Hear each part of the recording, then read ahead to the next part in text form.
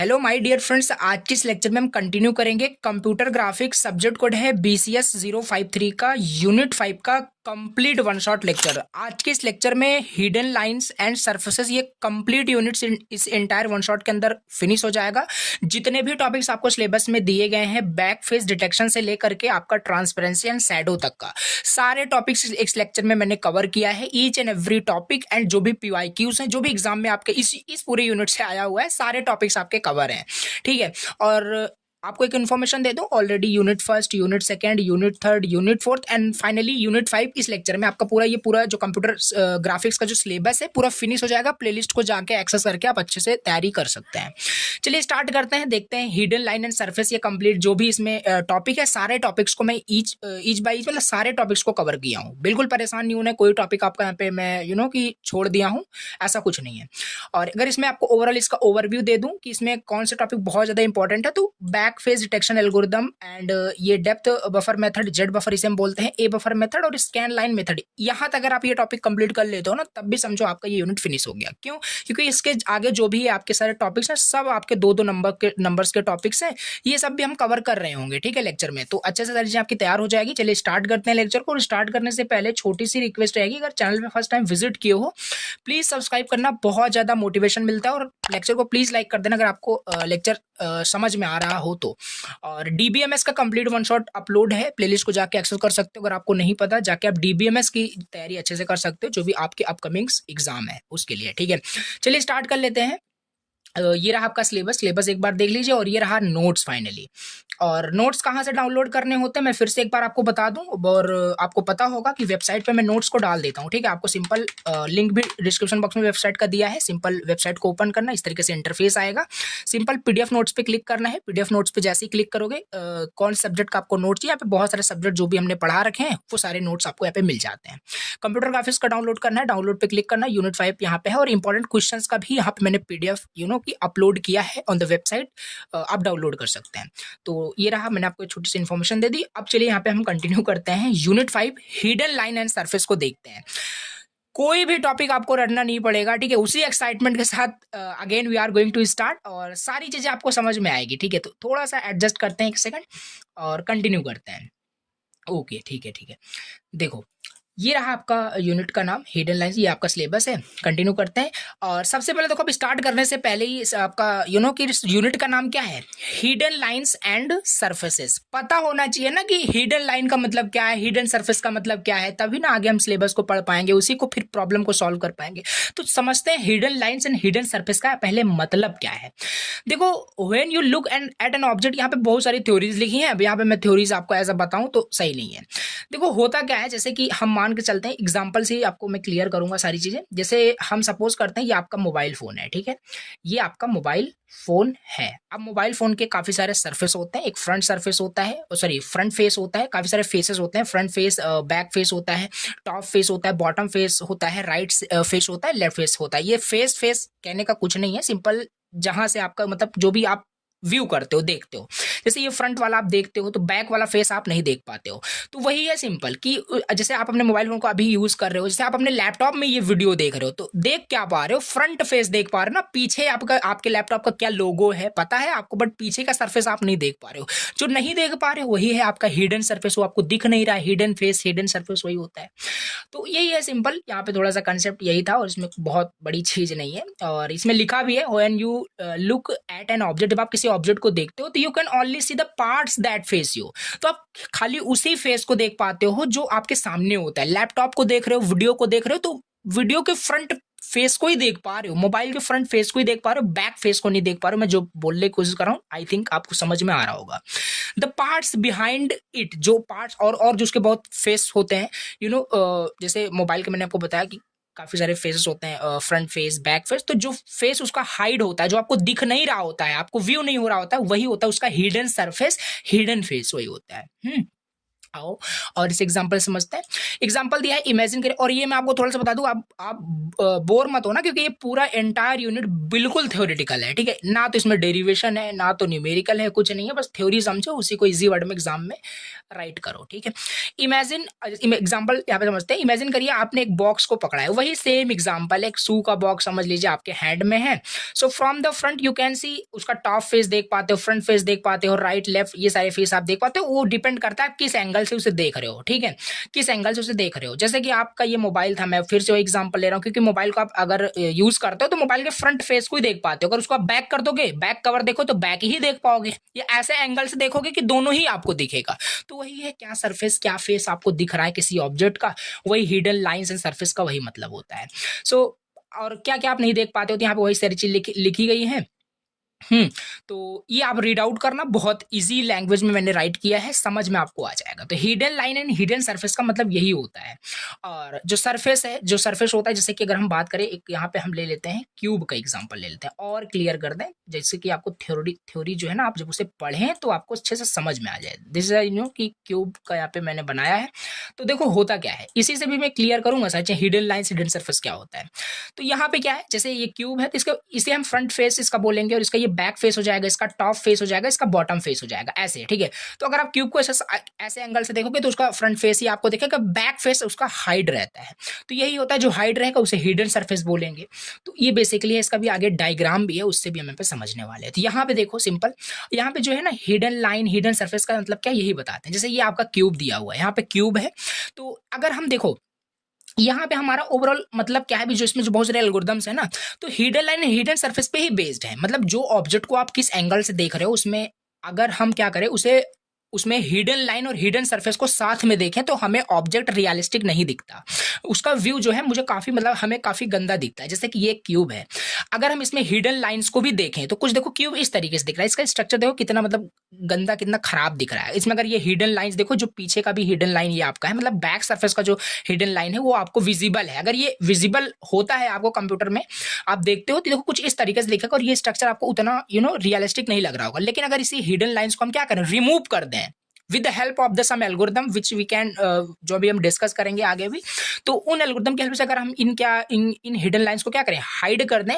तो हमें ऑब्जेक्ट कुछ इस तरीके से दिखता है। और देखो ये लाइंस अगर हम हाइड कर देते हैं तो देखो ऑब्जेक्ट कितना रियलिस्टिक दिख रहा है हमें। तो ये होता है, इसमें काफी सारे बेनिफिट्स होते हैं।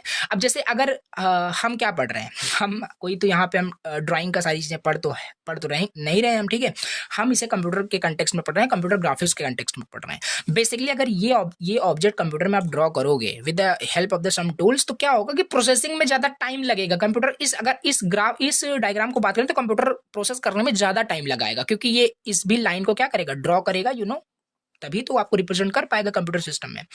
लेकिन अगर हम इसी को रिमूव कर दें तो इसमें ये फास्ट हो जाएगा और रियलिस्टिक भी दिख रहा है। तो ये थोड़ा सा डिफरेंस है कि hidden line and hidden surface में क्या बिल्कुल डिफरेंस था। और आपको समझ में आ गया होगा कि हिडन लाइन के साथ ऑब्जेक्ट को ड्रॉ करना इजी होता है, या हिडन लाइन को हम हटा दें तब इजी होता है। समझ में आया होगा, इस क्लैरिटी आपको हुई होगी। बिल्कुल यहाँ पे दिया गया है, थोड़ा सा डिफरेंस भी समझ लेते हैं कि डिफरेंस क्या है दोनों में। तो हिडन लाइंस का सिंपल यही मतलब है, दीज आर मतलब ये एजेस होते हैं, जैसे ये सिंपल एजेस से मिलकर ही तो आपका ये सिंपल क्यूब बना है। So that you can not से, तो वही जो आप देख नहीं पाते हो। जैसे कि यहाँ पे बात करें, है इसमें भी आपका वो हिडन एजेस, बस इसमें ये आपका कंप्यूटर कुछ एल्गोरिदम जो भी हम आगे पढ़ेंगे उसके हेल्प से उसको डिटेक्ट नहीं करता, उसको प्रोसेस नहीं करता, तो वो हमें हाइड रहता है, उसे हम डॉटेड लाइन से दिखाते हैं। अभी हम आगे बात करेंगे कि जो भी लाइन्स होते हैं उसे डॉटेड लाइन से हम डिनोट करते हैं। तो ये सिंपल है, ये कुछ एजेस होते हैं जो हमें दिखते नहीं है। जैसे यहाँ पे एजेस पीछे हैं बट हमें दिख नहीं रहे हैं, तो उसे हम क्या बोल रहे हैं, हिडन लाइंस बोल रहे हैं। जैसे think of the back edge of a cube, जैसे क्यूब के जो बैक एज होते हैं हमें नहीं दिख रहे हैं, इस वाले में देखो नहीं दिख रहे हैं, तो यही हमारा हिडन लाइन जो हाइड है, जो हमें दिख नहीं रहा है।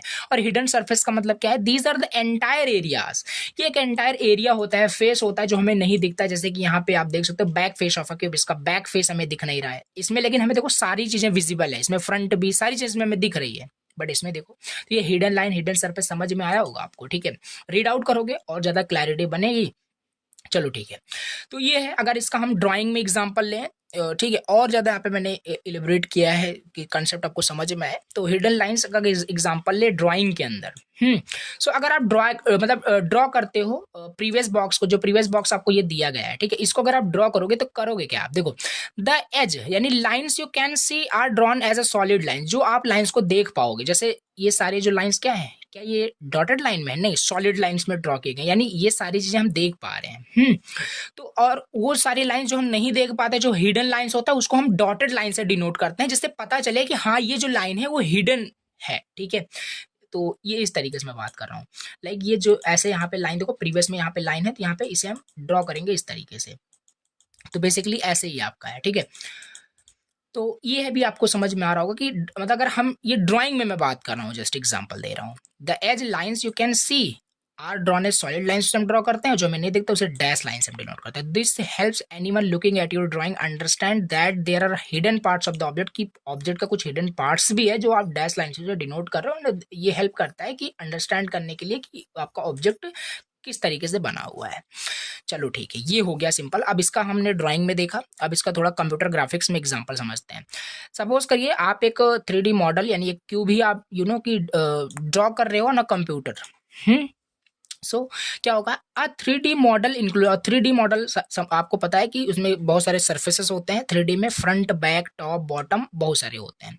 बट व्हेन यू रेंडर, जब आप उस ऑब्जेक्ट को, मॉडल को, 3D मॉडल को रेंडर करोगे अपने कंप्यूटर सिस्टम में, तो क्या होगा, कंप्यूटर हाइड करेगा सरफेसेस को that are behind the visible parts. यही होता है आपका हिडन सरफेस। मतलब आप कंप्यूटर सिस्टम में कुछ ऐसे 3D मॉडल को वहां पे क्या कर रहे हो, रेंडर करा रहे हो, फाइनलाइज करा रहे हो मॉडल को, और कंप्यूटर क्या कर रहा है, जो पार्ट्स जो आपको दिखने नहीं चाहिए, जो आपको दिख नहीं रहे, उसको हाइड कर देता है। उसको जब आपको दिख ही नहीं रहे तो उसको ड्रॉ करने का क्या मतलब है? देखो यहाँ पे ये एग्जांपल, अगर इस बॉक्स को अगर कंप्यूटर में ड्रॉ किया जाए तो क्या होगा कि इस तरीके से आउटपुट नहीं मिलना चाहिए। अगर मिल रहा है तो सिंपल देखो क्या है कि ये सरफेस हमें दिख तो रहा ही नहीं है, जैसे ये ऑब्जेक्ट हमारा सही है, तो इसमें प्रोसेसिंग में टाइम ज़्यादा लगेगा। ठीक है, इस लाइन को भी, हिडन लाइन्स को भी अगर कंप्यूटर प्रोसेस कर रहा है तो इट मीन्स कि वो टाइम ज़्यादा लेगा आपका कंप्यूटर सिस्टम ना।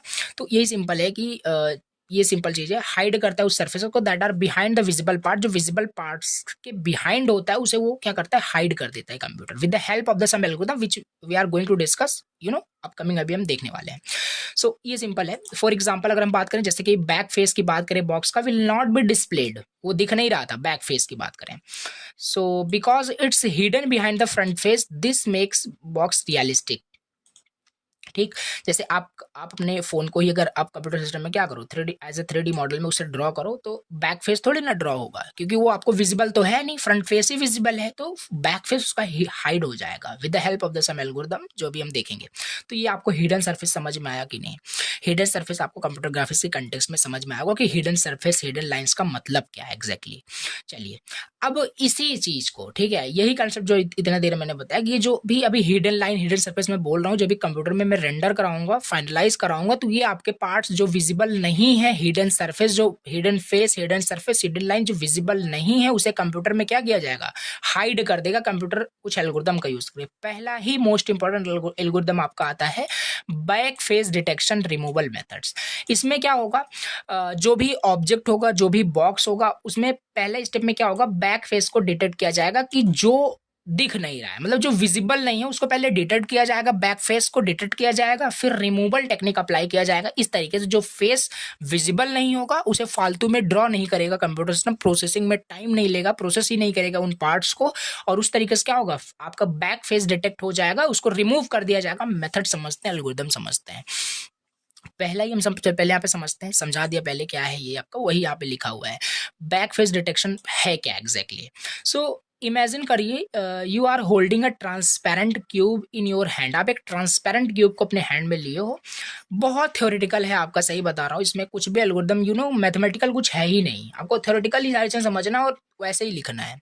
सो यू कैन सी, अगर आप कोई ट्रांसपेरेंट क्यूब अपने हाथ में लिए हो, so you can see both the front side of the cube and the back side through it, but in a normal 3D rendering in a game you don't need to see the back side because it is hidden. yes, ऐसे ही है। जैसे यहाँ पे मैं बात करूँ, जैसे ये वाला जो डायग्राम है, अगर इसे कंप्यूटर सिस्टम में रेंडर कराया जाए तो हमें बैक फेस तो दिख नहीं रहा है। क्या यहाँ पे बैक फेस आपको दिख रहा है? नहीं दिख रहा है। हमें फ्रंट फेस दिख रहा है। आपको राइट लेफ्ट दिख रहा है, टॉप दिख रहा है, बॉटम भी नहीं दिख रहा है। तो ये सारे देखो क्या हुआ, अगर इस तरीके से आपका कंप्यूटर इसे रेंडर करने लगा तो इसे बैक फेस भी ड्रॉ करेगा, दिख तो रहा ही नहीं है, इनविजिबल है, तो ये इसमें टाइम ज्यादा लगेगा। दैट्स वाई यहाँ पे वही बैक फेस को डिटेक्ट किया जा रहा है। मतलब बैक फेस मतलब कौन सा फेस आपका जो इनविजिबल है, वही उसको डिटेक्ट किया जाएगा, उसको रिमूव किया जाएगा। लिखा है यहाँ पे सिंपल वही कि कोई आप ट्रांसपेरेंट क्यूब अपने हैंड में लिए हो, you can see both front side of the cube and the back side through it, but in normal 3D rendering जब उसे रेंडर कराया जाएगा in computer system, you don't need to see the back side because it is hidden, जैसे भी discuss किया previous उसमें diagram में। So back face detection जो है ना एक मेथड है जो हेल्प करता है कंप्यूटर को फिगर आउट करने के लिए कि कौन सा पार्ट्स आपका विजिबल है, कौन सा पार्ट्स आपका विजिबल नहीं है किसी भी ऑब्जेक्ट का। समझ में आया? ठीक है, यही है कि बैक फेस डिटेक्शन एक तरीके का मेथड है, एल्गोरिदम बोलो, वे बोलो, जैसे कि कंप्यूटर क्या करता है, अगर 3D मॉडल को रेंडर कराएगा कोई भी ऑब्जेक्ट, जो भी अभी प्रीवियस लिया एग्जांपल वही आपको यहाँ पे बताना है, उसको अगर हम रेंडर करा रहे हैं तो उसमें कौन सा पार्ट्स हमें दिख रहा है, कौन सा पार्ट्स नहीं दिख रहा है। जो दिख रहा होगा उसे रेंडर करा देगा, जो नहीं दिख रहा होगा उसे रेंडर नहीं कराएगा, यानी उसे प्रोसेस ही नहीं करेगा। अगर उसे प्रोसेस कर रहा है इट मीन्स वो टाइम लेगा उसको करने में, उसको ड्रॉ करेगा, वो बाकी विजिबल तो हमें है नहीं, सो उसे हाइड कर देता है। तो फेसिंग अवे फ्रॉम, ये सिंपल लिखा हुआ है।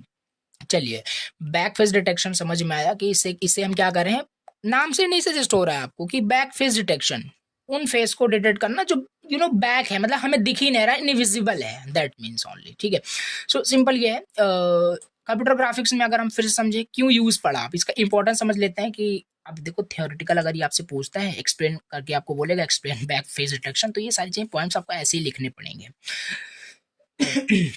जैसे कंप्यूटर ग्राफिक्स में देखें, objects have many faces, objects के पास बहुत सारे फेसेस होते हैं। लाइक क्यूब की बात करें, क्यूब के पास 6 फेसेस होते हैं। Okay, if we try to draw all the faces, अगर हम ट्राई करेंगे सारे फेसेस को ड्रॉ करने के लिए in a computer, so including the ones you cannot see, it takes more time and makes things slower. We have already, मतलब मैंने आपको बता दिया, ठीक है, पहले से मैंने आपको बता दिया कि ये चीज आपको प्रोसेस स्लो कर देगा, कंप्यूटर प्रोसेस ज्यादा करेगा। ठीक है, तो यही तो हम नहीं चाहते कि कंप्यूटर हमारा फालतू की चीजें ना प्रोसेस करे।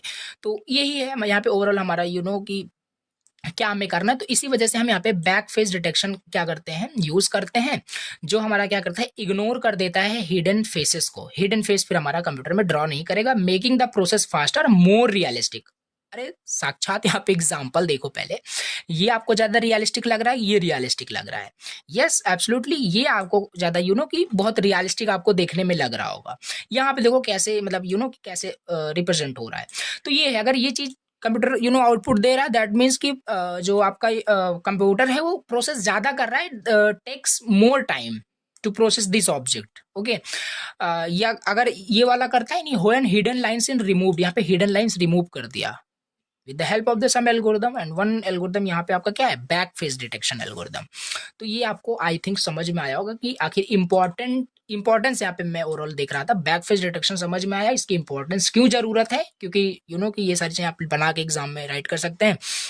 अब एग्जैक्टली हम समझते हैं ये काम कैसे करता है। चलो हाँ, ये तो हम बता रहे हैं आपको कि ये रिमूव कर देगा, ऐसे कर देगा, वैसे कर देगा, बट एग्जैक्टली कुछ एल्गोरिदम होता है ना, सेट ऑफ स्टेप्स कुछ होते होंगे, दैट्स कि उसी स्टेप्स को फॉलो करके आपका वो हिडन सरफेस, हिडन लाइन जो भी है वो रिमूव करेगा। तो how does back face detection algorithm work?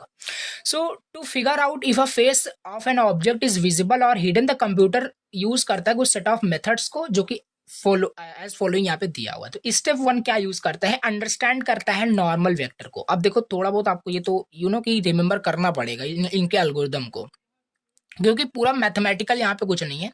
सो पहला स्टेप ये होता है बैक फेस डिटेक्शन में, अंडरस्टैंड करना नॉर्मल वेक्टर को। और नॉर्मल वेक्टर अब क्या है, अच्छा, each face of a 3D object, हर एक फेस 3D ऑब्जेक्ट का जो होता है has something called a normal vector. बहुत इजी लैंग्वेज में लिखा है, जैसे देखो बताता हूँ, बहुत अच्छे समझ में आएगा। ये क्यूब का कुछ फेस है, फ्रंट फेस हो सकता है, इसका एक नॉर्मल वेक्टर होता है, नॉर्मल वेक्टर ऐसे कुछ होता है, ठीक है। डायरेक्शन अभी बताता हूँ क्या है।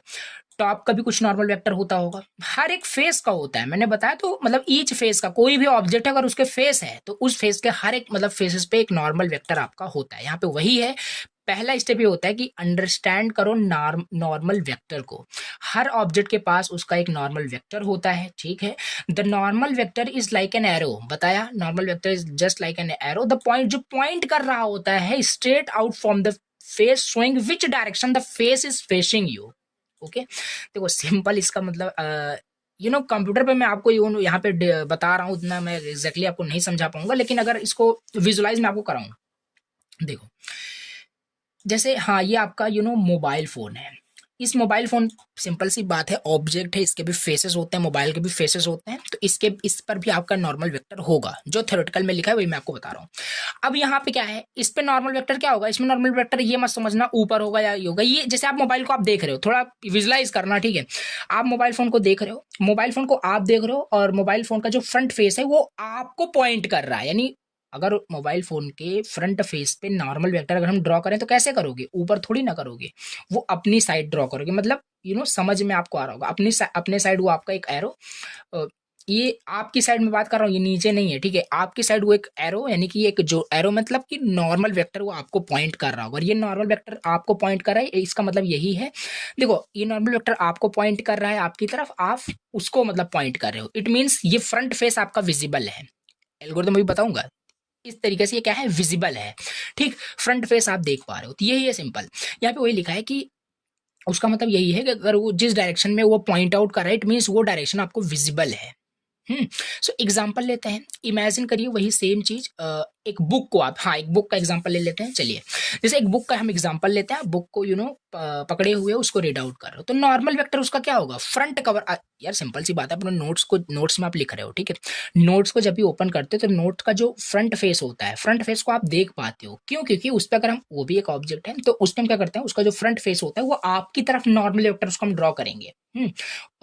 नॉर्मल वेक्टर जो उसका होगा वो आपकी तरफ कि टुवर्ड्स यू क्या कर रहा होगा, पॉइंट कर रहा होगा। और यही कंसेप्ट है, नॉर्मल वेक्टर जिस तरफ पॉइंट आउट कर रहा होगा वही पार्ट विजिबल होगा। यही तो एल्गोरिथम है इसका।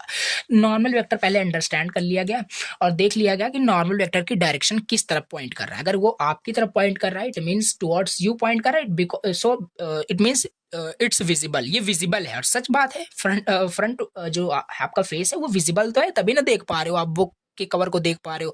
अभी जैसे लैपटॉप की स्क्रीन को आप देख पा रहे हो, पढ़ रहे हो, तो लैपटॉप का अगर हम फ्रंट फेस की बात करें तो इसका जो नॉर्मल वेक्टर होगा वो आपकी तरफ पॉइंट कर रहा है, because it is visible to you. But and the normal vector, समझ में आएगा, the normal vector of the back, जैसे अभी इस लैपटॉप स्क्रीन पे आप पढ़ रहे हो या बुक को जब भी आप लेते हो, तो बुक का जो बैक फेस होता है या इस लैपटॉप में जो भी आप पढ़ रहे हो, तो इसका बैक फेस जो है वो आपको दिख नहीं रहा। क्यों, क्योंकि इसका जो नॉर्मल वेक्टर है ना वो टुवर्ड्स यू नहीं, ये क्या हो रहा है, अवे फ्रॉम यू, कि पॉइंट कर रहा है आपसे दूर, मतलब वो आपको पॉइंट कर रहा है। तो आई होप कि आप विजुलाइज कर पा रहे होंगे। स्क्रीन पे मैं आपको उतना अच्छा नहीं बता पा रहा हूँ, बाकी बहुत इजी है आपका नॉर्मल वेक्टर को पहचानना। तो वही है, आपको समझ में आ रहा होगा, नॉर्मल वेक्टर अगर टुवर्ड्स यू पॉइंट कर रहा है, दैट मीन द फेस वो विजिबल है। The normal vector of the back face of any object अगर पॉइंट कर रहा है away from you, so that means it is hidden. तो ये सिंपल है, पहला स्टेप यही होता है, step understand the normal vector, समझ में आया होगा। दूसरे स्टेप में क्या होगा कि कैमरे के व्यू को देखा जाएगा। use the camera view, 3D scene में there is a camera, your view point. Camera का मतलब सिंपल, आपका आंख, आपका eye is like a camera, आप देखते हो तभी तो मतलब लाइक अ कैमरा ही है। सो द कंप्यूटर ग्राफिक्स में अगर हम बात करें, कंप्यूटर ग्राफिक्स में यहाँ पे कंप्यूटर जो है ना कंपेयर करता है the direction of the normal vector with the direction of the camera view. वही जो भी बताया जस्ट वही है कि कंपेयर करेगा क्या, उस नॉर्मल वेक्टर का डायरेक्शन और आपका डायरेक्शन दोनों क्या है, उसको कंपेयर किया जाएगा। दिस कंपेरिजन, इसी कंपेरिजन से क्या होगा, डिसाइड किया जाएगा कि वो जो फेस है वो विजिबल है या इनविजिबल है। पहले ही आपको मैंने बता दिया कि विजिबल कब होगा और इनविजिबल कब होगा। इट मीन्स कि अगर वो दोनों कि उसका जो डायरेक्शन है टुवर्ड्स यू है, आपका डायरेक्शन टुवर्ड्स दैट ऑब्जेक्ट है, that means the parts of the object is visible, otherwise it is invisible. तो समझ में आई थिंक आपको आया होगा। तो बेसिकली ये है, understand the vector, use the camera view, then compare करना, इजी लैंग्वेज में आप और लिख सकते हो, क्रैमिंग करने नहीं बैठना। इसी वजह से मैं बहुत ज़्यादा यहाँ पे इसे थ्योरेटिकल कि बहुत ज़्यादा मतलब इजी लैंग्वेज में बना दिया हूँ, इसे आप समझ पाएँ, ठीक है। तो ये है, जैसे यहाँ पे, हाँ इससे थोड़ा सा विजुलाइज कराते हैं। यहाँ पे कैमरा मतलब ये आप हो, ठीक है, आप इस ऑब्जेक्ट को देख रहे हो, आप इस ऑब्जेक्ट को देख रहे हो और इसका बैक फेस इस ऑब्जेक्ट का ये है। इसका नॉर्मल वेक्टर देखो इस साइड पॉइंट कर रहा है और आप इस साइड मतलब इसको पॉइंट कर रहे हो, तो आप बैक फेस को थोड़ी ना देख पाओगे। आप बैक फेस को नहीं देख पाओगे क्योंकि दोनों का डायरेक्शन सेम डायरेक्शन में है, और ऐसे तो हमें कंपैरिजन करना है, और यही है आपका, यही एल्गोरिदम है आपका इसी तरीके से। लेकिन आप फ्रंट फेस को देख पाओगे, फ्रंट फेस को देख पाओगे, इस एग्जांपल लेते हैं, फ्रंट फेस को देख पाओगे क्योंकि यहाँ पे जो इनका की जो इस पर नॉर्मल वेक्टर होगा वो आपको पॉइंट कर रहा होगा, आप ऑब्जेक्ट को पॉइंट कर रहे हो, ऑब्जेक्ट का जो डायरेक्शन है वो टुवर्ड्स यू पॉइंट कर रहा है। That means front face is visible and the back face is not visible here. समझ में आया होगा, ठीक है। चलिए स्टेप यहाँ पे हम 3 देख लेते हैं, स्टेप 3 देख लेते हैं। तो अब यहाँ पे स्टेप 3 में क्या करना है, डू द मैथ, मतलब कुछ कैलकुलेशन टाइप करनी है, ठीक है, कैलकुलेशन टाइप करनी है, डॉट प्रोडक्ट आपको करना होता है। देखो एल्गोरिदम 3-4 स्टेप का है, याद कर सकते हो, बहुत बड़ी चीज नहीं है। अब तीसरे स्टेप में हमें क्या करना है, कुछ कैलकुलेशन करनी है, मैथमेटिक्स सिंपल कैलकुलेशन करनी है, डॉट प्रोडक्ट करनी है, और करना कुछ नहीं, जो हमने कंपेरिजन किया वही सब करना है। जैसे कंप्यूटर कैलकुलेट करेगा, फिर क्या करेगा, डॉट प्रोडक्ट वहां पे कैलकुलेट किया जाएगा बिटवीन नॉर्मल वेक्टर और view vector. Normal vector is what, object जो पॉइंट कर रहा है आपकी तरफ टुवर्ड्स यू, वो एक नॉर्मल वेक्टर होता है, समझा दिया आपको। व्यू वेक्टर मतलब आपका डायरेक्शन क्या है, आप किस डायरेक्शन से उसको, किस एंगल, किस डायरेक्शन से आप उसे देख रहे हो ऑब्जेक्ट को। तो 2 आपके पास होते हैं, normal vector and view vector भी। अगर थोड़ा बहुत आपको मैथमेटिकल भी लिखना है तो आप राइट कर सकते हैं, ठीक है। दोनों का मल्टीप्लाई करोगे, एन इंटू वी करोगे, डॉट प्रोडक्ट किया जाएगा। अगर पॉजिटिव वैल्यू आती है, अगर पॉजिटिव वैल्यू आती है तो फेस विजिबल है, फेस विजिबल है। अगर निगेटिव वैल्यू आती है तो वो फेस इनविजिबल है। मैथमेटिकल भी मेंशन कर दिया हूँ, थ्योरेटिकल भी आपको बता दिया, तो ऐसे आप राइट कर सकते हो। तो ये सिंपल है। अगर आपका कि दोनों का प्रोडक्ट जब किया जाएगा, डॉट प्रोडक्ट जब किया जाएगा, एन इंटू वी किया जाएगा, पॉजिटिव आया तो चलो ठीक है, वो विजिबल है, वो कंप्यूटर पे एज इट इज क्या होगा, फिगर आउट कर लिया जाएगा, रेंडर फाइनलाइज करा दिया जाएगा इन the computer system. But if the dot product is negative, if the dot product of normal vector and the view vector gives the negative value, the computer skip drawing the that face, तो computer उस face को draw नहीं करेगा, skip कर देगा। यही concept है आपका। तो बैक फेस डिटेक्शन का किस तरीके से यहाँ पे देखो डिटेक्ट किया गया और किस तरीके से यहाँ पे स्किप किया गया, यही इंपॉर्टेंट कंसेप्ट है। यहाँ पे थोड़ा बहुत मैथमेटिकल भी लिखा है, राइट कर सकते हो, वही सेम चीज जो बताया, पॉजिटिव है तो विजिबल है, ऐसे आपको राइट करना है।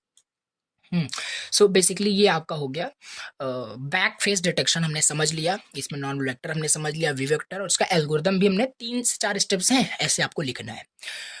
और एग्जाम्पल अगर हमें देखना है तो एग्जाम्पल भी राइट कर सकते हो, क्या 6 फेजेस, यहाँ पे वही सब मैंने आपको बताया, क्या विजिबल है क्या विजिबल नहीं है, तो रीड आउट करना समझ में आ जाएगा, एग्जाम्पल ये है। तो ये हो गया। अब इसका एडवांटेजेस भी आते हैं, ये बहुत इंपॉर्टेंट आपका ये क्वेश्चन है, मैं पहले ही बताया अभी भी बता रहा हूँ। बैक फेस डिटेक्शन एल्गोरिथम अगर इस यूनिट से कुछ भी आना है तो डायरेक्टली आपसे एज ए थ्योरेटिकली आपसे बोल देता है कि ऐसे थ्योरेटिकली बोल देता है कि आपको ऐसे मतलब इसको राइट करना है। हम समझते हैं इसका एडवांटेजेस क्या होता है बैक फेस डिटेक्शन का, ठीक है। तो बेसिकली क्वेश्चन इसी टाइप से एग्जाम में पूछा जाता है कि एक्सप्लेन करिए बैक फेस डिटेक्शन एल्गोरिथम क्या होता है। तो थ्योरेटिकल सारी चीजें आपको लिखनी है और इसका एडवांटेजेस भी लिखना है। अब क्या होता है इसका एडवांटेज, ऑलरेडी आपको पता चल गया होगा कि टाइम सेव करता है, कि अगर हिडन सरफेस हिडन फेस को ड्रॉ नहीं करेगा तो टाइम हमारा सेव होता है। दूसरा लिख सकते हो ये फास्टर होता है। तो बहुत सारी चीजें यहाँ पे आप राइट कर सकते हैं, नोट्स आपके पास रहेगा, आप रीड आउट कर सकते हैं। इसी में हमारा दूसरा कंसेप्ट आता है जेड बफर का, डेप्थ बफर मेथड्स का। एक बार सिलेबस को व्यू करा दूं और सिलेबस के अकॉर्डिंग यहाँ पे सारी चीजें कंप्लीट है, तो एक बार मैं आपको दिखा देता हूँ, ठीक है। तो एक सेकंड यहाँ पे देखिए, जैसे अभी तक यहाँ पे हमने कवर क्या कर लिया, बैक फेस डिटेक्शन एल्गोरिथम हमने डिटेल से समझ लिया है। दूसरा यहाँ पे हमारे पास टॉपिक दिया है सिलेबस में, depth buffer method, that is also known as a Z buffer method, इसे हम बोलते हैं। चलिए इसे समझ लेते हैं क्या होता है जेड बफर मेथड। और ये भी काफी इजी है, जितने भी एल्गोरिथम यहाँ पे सिलेबस में दिए हैं सभी का पर्पस सेम है, simple hidden surface hidden lines को रिमूव करना, उसे अवॉइड करना, ठीक है। जैसे कंप्यूटर में बिना उसके किसी प्रॉब्लम को उसको ड्रॉ कर लिया जाए। देखो जैसे यहाँ पे सिंपल दिया हुआ है, लिखा है जेड बफर मेथड या डेप्थ बफर मेथड हम इसे बोल सकते हैं। तो ये क्या मेथड है, सिंपल, ये भी उसका वही पर्पस है। जब हम किसी ऑब्जेक्ट को देखते हैं, when you look at the 3D object in a game or animation, ठीक है, some parts are closer to you and others are farther away. The jet buffer method helps the computer decide which parts of the object you can see and which parts are hidden behind other objects. देखो basically ये Z buffer depth buffer method है क्या। देखो होता क्या है, जैसे example लेते हैं, ठीक है, जैसे एक स्मार्टफोन आप फिर से लिए हो, ठीक है, एग्जांपल सपोज करना, जैसे हमारे पास दो ऑब्जेक्ट है, ठीक है, हमारे पास दो ऑब्जेक्ट है, कि स्मार्टफोन हमारे पास फर्स्ट ऑब्जेक्ट है, इसके पीछे भी हमारे पास कुछ ऑब्जेक्ट है। तो आपको इन दोनों ऑब्जेक्ट में से कौन सा ऑब्जेक्ट दिखेगा, ठीक है, ये मैटर करता है। देखो जो ऑब्जेक्ट आपके पास क्लोजर है, जैसे आप यहाँ पे व्यू कर रहे हो, ठीक है, आप व्यू कर रहे हो, आप यहाँ पे व्यू कर रहे हो, ठीक है। अब जैसे ये मतलब डिपेंड करता है कि आप कोई भी ऑब्जेक्ट आपके कितने करीब है, कितने, मतलब यहाँ पे लिखा नहीं है क्लोजर टू यू और अदर्स फार्दर अवे, जितना ज्यादा ऑब्जेक्ट आपके क्लोजर होगा उसी ऑब्जेक्ट को तो आप देख पाओगे, और जो फार्दर होगा उसे आप नहीं देख पाओगे। तो ये जेड बफर नाम से सजेस्ट नहीं हो रहा है डेप्थ बफर, मतलब डेप्थ पे डिपेंड कर रहा है कि वो ऑब्जेक्ट एग्जैक्टली कितना, मतलब हमसे दूर है, कितना एग्जैक्टली फार्दर है, कितना क्लोजर है। तो यही होता है डेप्थ बफर मेथड, जितना वो क्लोजर होगा उसे आप देख पाओगे, उस सर्फेस को आप देख पाओगे, जो फार्दर होगा वो हमारा क्या होगा, इग्नोर हो जाएगा। तो इसे आप समझते हैं, इसमें अभी तो हमने थ्योरेटिकल समझा, इसमें प्रॉब्लम क्या है। चलिए ठीक है, ये हमने समझ लिया कि डेप्थ बफर मेथड क्या है। ये हेल्प करता है कंप्यूटर को डिसाइड करने के लिए विच parts of the object that you can C and which parts hidden behind other object. इसमें प्रॉब्लम क्या, what is the problem, imagine करिए, देखिए एग्जांपल फिर से लेते हैं, अच्छे से समझ में आएगा। देखो इमेजिन करो you are standing in front of two wall, suppose करो दो दीवार के सामने आप खड़े हो, ठीक है, एक रेड दीवार है जो बहुत क्लोजर टू यू है, एंड द ब्लू वॉल है जो बिहाइंड द रेड वॉल है। देखो दो वॉल है, एग्जांपल याद रखना, रेड वॉल हमारे पास है, ब्लू वॉल हमारे पास, दो दीवार हमारे सामने है। ब्लू वॉल जो है वो रेड वॉल के पीछे है, बिहाइंड द रेड वॉल। जब आप उनको देखोगे, when you look at them you can only see the red wall, आप खाली रेड वॉल को ही देख पाओगे, ब्लू वॉल को नहीं देख पाओगे। व्हाई, क्योंकि ब्लू वॉल जो है रेड वॉल के पीछे है। तो यही है, जो ऑब्जेक्ट मतलब वॉल इज लाइक ऑब्जेक्ट कि आपके वो क्लोजर है, इस वजह से आप उसे देख पा रहे हो, और ब्लू वॉल को आप नहीं देख पा रहे हो क्योंकि वो क्या है, बिहाइंड द ब्लू बॉल है, मतलब बिहाइंड द रेड बॉल है। सो बिकॉज इट ब्लॉक्स, ये ऐसा क्यों हो रहा है, जैसे कि अब आप सोचेंगे कि क्यों हमें ब्लू वॉल नहीं दिख रहा है, तो सिंपल यहाँ पे आप कॉमन सेंस लगा सकते हैं कि दो वॉल हमारे पास था, red wall is closer to you that's why the red wall is visible to you, and blue wall is behind the red wall that's the reason कि ब्लू वॉल आपको नहीं दिख रहा है। When you look at them you can only see the red wall because it blocks your view of the blue wall. तो example वही है कि सिंपल दो ऑब्जेक्ट है, दो ऑब्जेक्ट है, एक ऑब्जेक्ट आपके इतना ज्यादा करीब है कि उस ऑब्जेक्ट के बाहर कुछ न राइट न लेफ्ट न टॉप न बॉटम कहीं पे आप देख ही नहीं पा रहे हो। तो वही है, वो आपके पॉइंट ऑफ व्यू को ब्लॉक कर रहा है, ठीक है। तो ये इसमें कंसेप्ट यही है, जिससे यहाँ पे है डेप्थ बफर मेथड। ये डेप्थ पे डिपेंड कर रहा है कौन सा ऑब्जेक्ट आपके क्लोजर है, कौन सा ऑब्जेक्ट आपके फार्दर अवे है, ठीक है। यही है जेड बफर मेथड, यही इसमें प्रॉब्लम है। अब एग्जाम्पल और लेते हैं, in a 3D scene the computer has to figure out, और ये जो कंसेप्ट है अब कंप्यूटर के कंटेक्स्ट में समझते हैं कि has to figure this out for every pixel of the screen, that's where the Z buffer method comes in. इसका एल्गोरिथम समझते हैं और डिटेल से समझ में आएगा। देखो जैसे यहाँ पे एग्जैक्टली समझते हैं ये जो जेड बफर मेथड है काम कैसे करता है, इसका एल्गोरिथम क्या है, देखो इसमें क्या होता है कि दो बफर हमें क्रिएट करना पड़ेगा। देखो थोड़ा सा थ्योरेटिकल है, समझना पड़ेगा। जैसे पहला यहाँ पे हमारा लिखा है how does the Z buffer algorithm work. पहला क्रिएट टू बफर, इसमें दो बफर हमारे पास क्रिएट होते हैं, जैसे नाम से ही आपको समझ में आ रहा होगा जेड बफर है, तो एक हमारे पास जेड बफर होता है। और ये आपको ऑलरेडी पता होगा बफर मतलब क्या होता है, बफर का मतलब सिंपल लाइक टेम्पररी कुछ मेमोरी टाइप की आपको ऑलरेडी आता है। तो जेड बफर वही है, this buffer tracks the distance और depth of each pixels from the camera is what, camera is like your view, जिस व्यू से आप उसको देख रहे हो, या कैमरा ही आप एग्जांपल ले सकते हो। तो वही है कि जेड बफर के अंदर क्या होता है, जेड बफर के अंदर सिंपल होता है डिस्टेंस या डेप्थ, कि कोई भी ऑब्जेक्ट का जो डिस्टेंस है, जैसे यहाँ पे आप हो, ठीक है, ये आपका मान लेते हैं आप कैमरा कि लाइक अ कैमरा या व्यू कर रहे हो, तो कैमरा ही हो आप, और यहाँ पे हमारे पास ऑब्जेक्ट है। तो इसमें दो बफर हमारे पास है, पहला जेड बफर है, जेड बफर में आपके और उस ऑब्जेक्ट के बीच में जो भी डिस्टेंस है वो डिस्टेंस उस जेड बफर में रहेगा, ठीक है, स्टोर होगा। तो ये बेसिकली इसका कंसेप्ट है कि ट्रैक करता है डिस्टेंस और the depth of each pixels from the camera. Initially बात करें all positions in the Z buffer are set to the farthest possible value like infinity। और इनिशियली अब ये सब तो रिमेंबर करना पड़ेगा, जैसे कि इनिशियली जो वैल्यू होती है Z बफर में वो हम मान के चलते हैं वो फारदेस्ट पॉसिबल है, मतलब इनफाइनाइट उसमें हम मान के चलते हैं। और दूसरा हमारे पास है फ्रेम बफर। फ्रेम बफर क्या है? This buffer stores the colour of the pixel that will be displayed on the screen.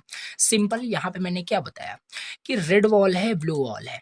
अब दो ऑब्जेक्ट हमारे पास हैं, तो हमारे पास दो बफर है, एक फ्रेम बफर सॉरी एक हमारे पास क्या है जेड बफर है और दूसरा फ्रेम बफर है। तो जेड बफर में क्या होगा, मान लेते हैं red wall is closer to you जैसे लिखा है, तो रेड वॉल और आपके बीच में जो भी डिस्टेंस होगा वो जेड बफर में होगा। और फ्रेम बफर में क्या होगा, फ्रेम बफर हमने यूनिट फर्स्ट में भी पढ़ा था।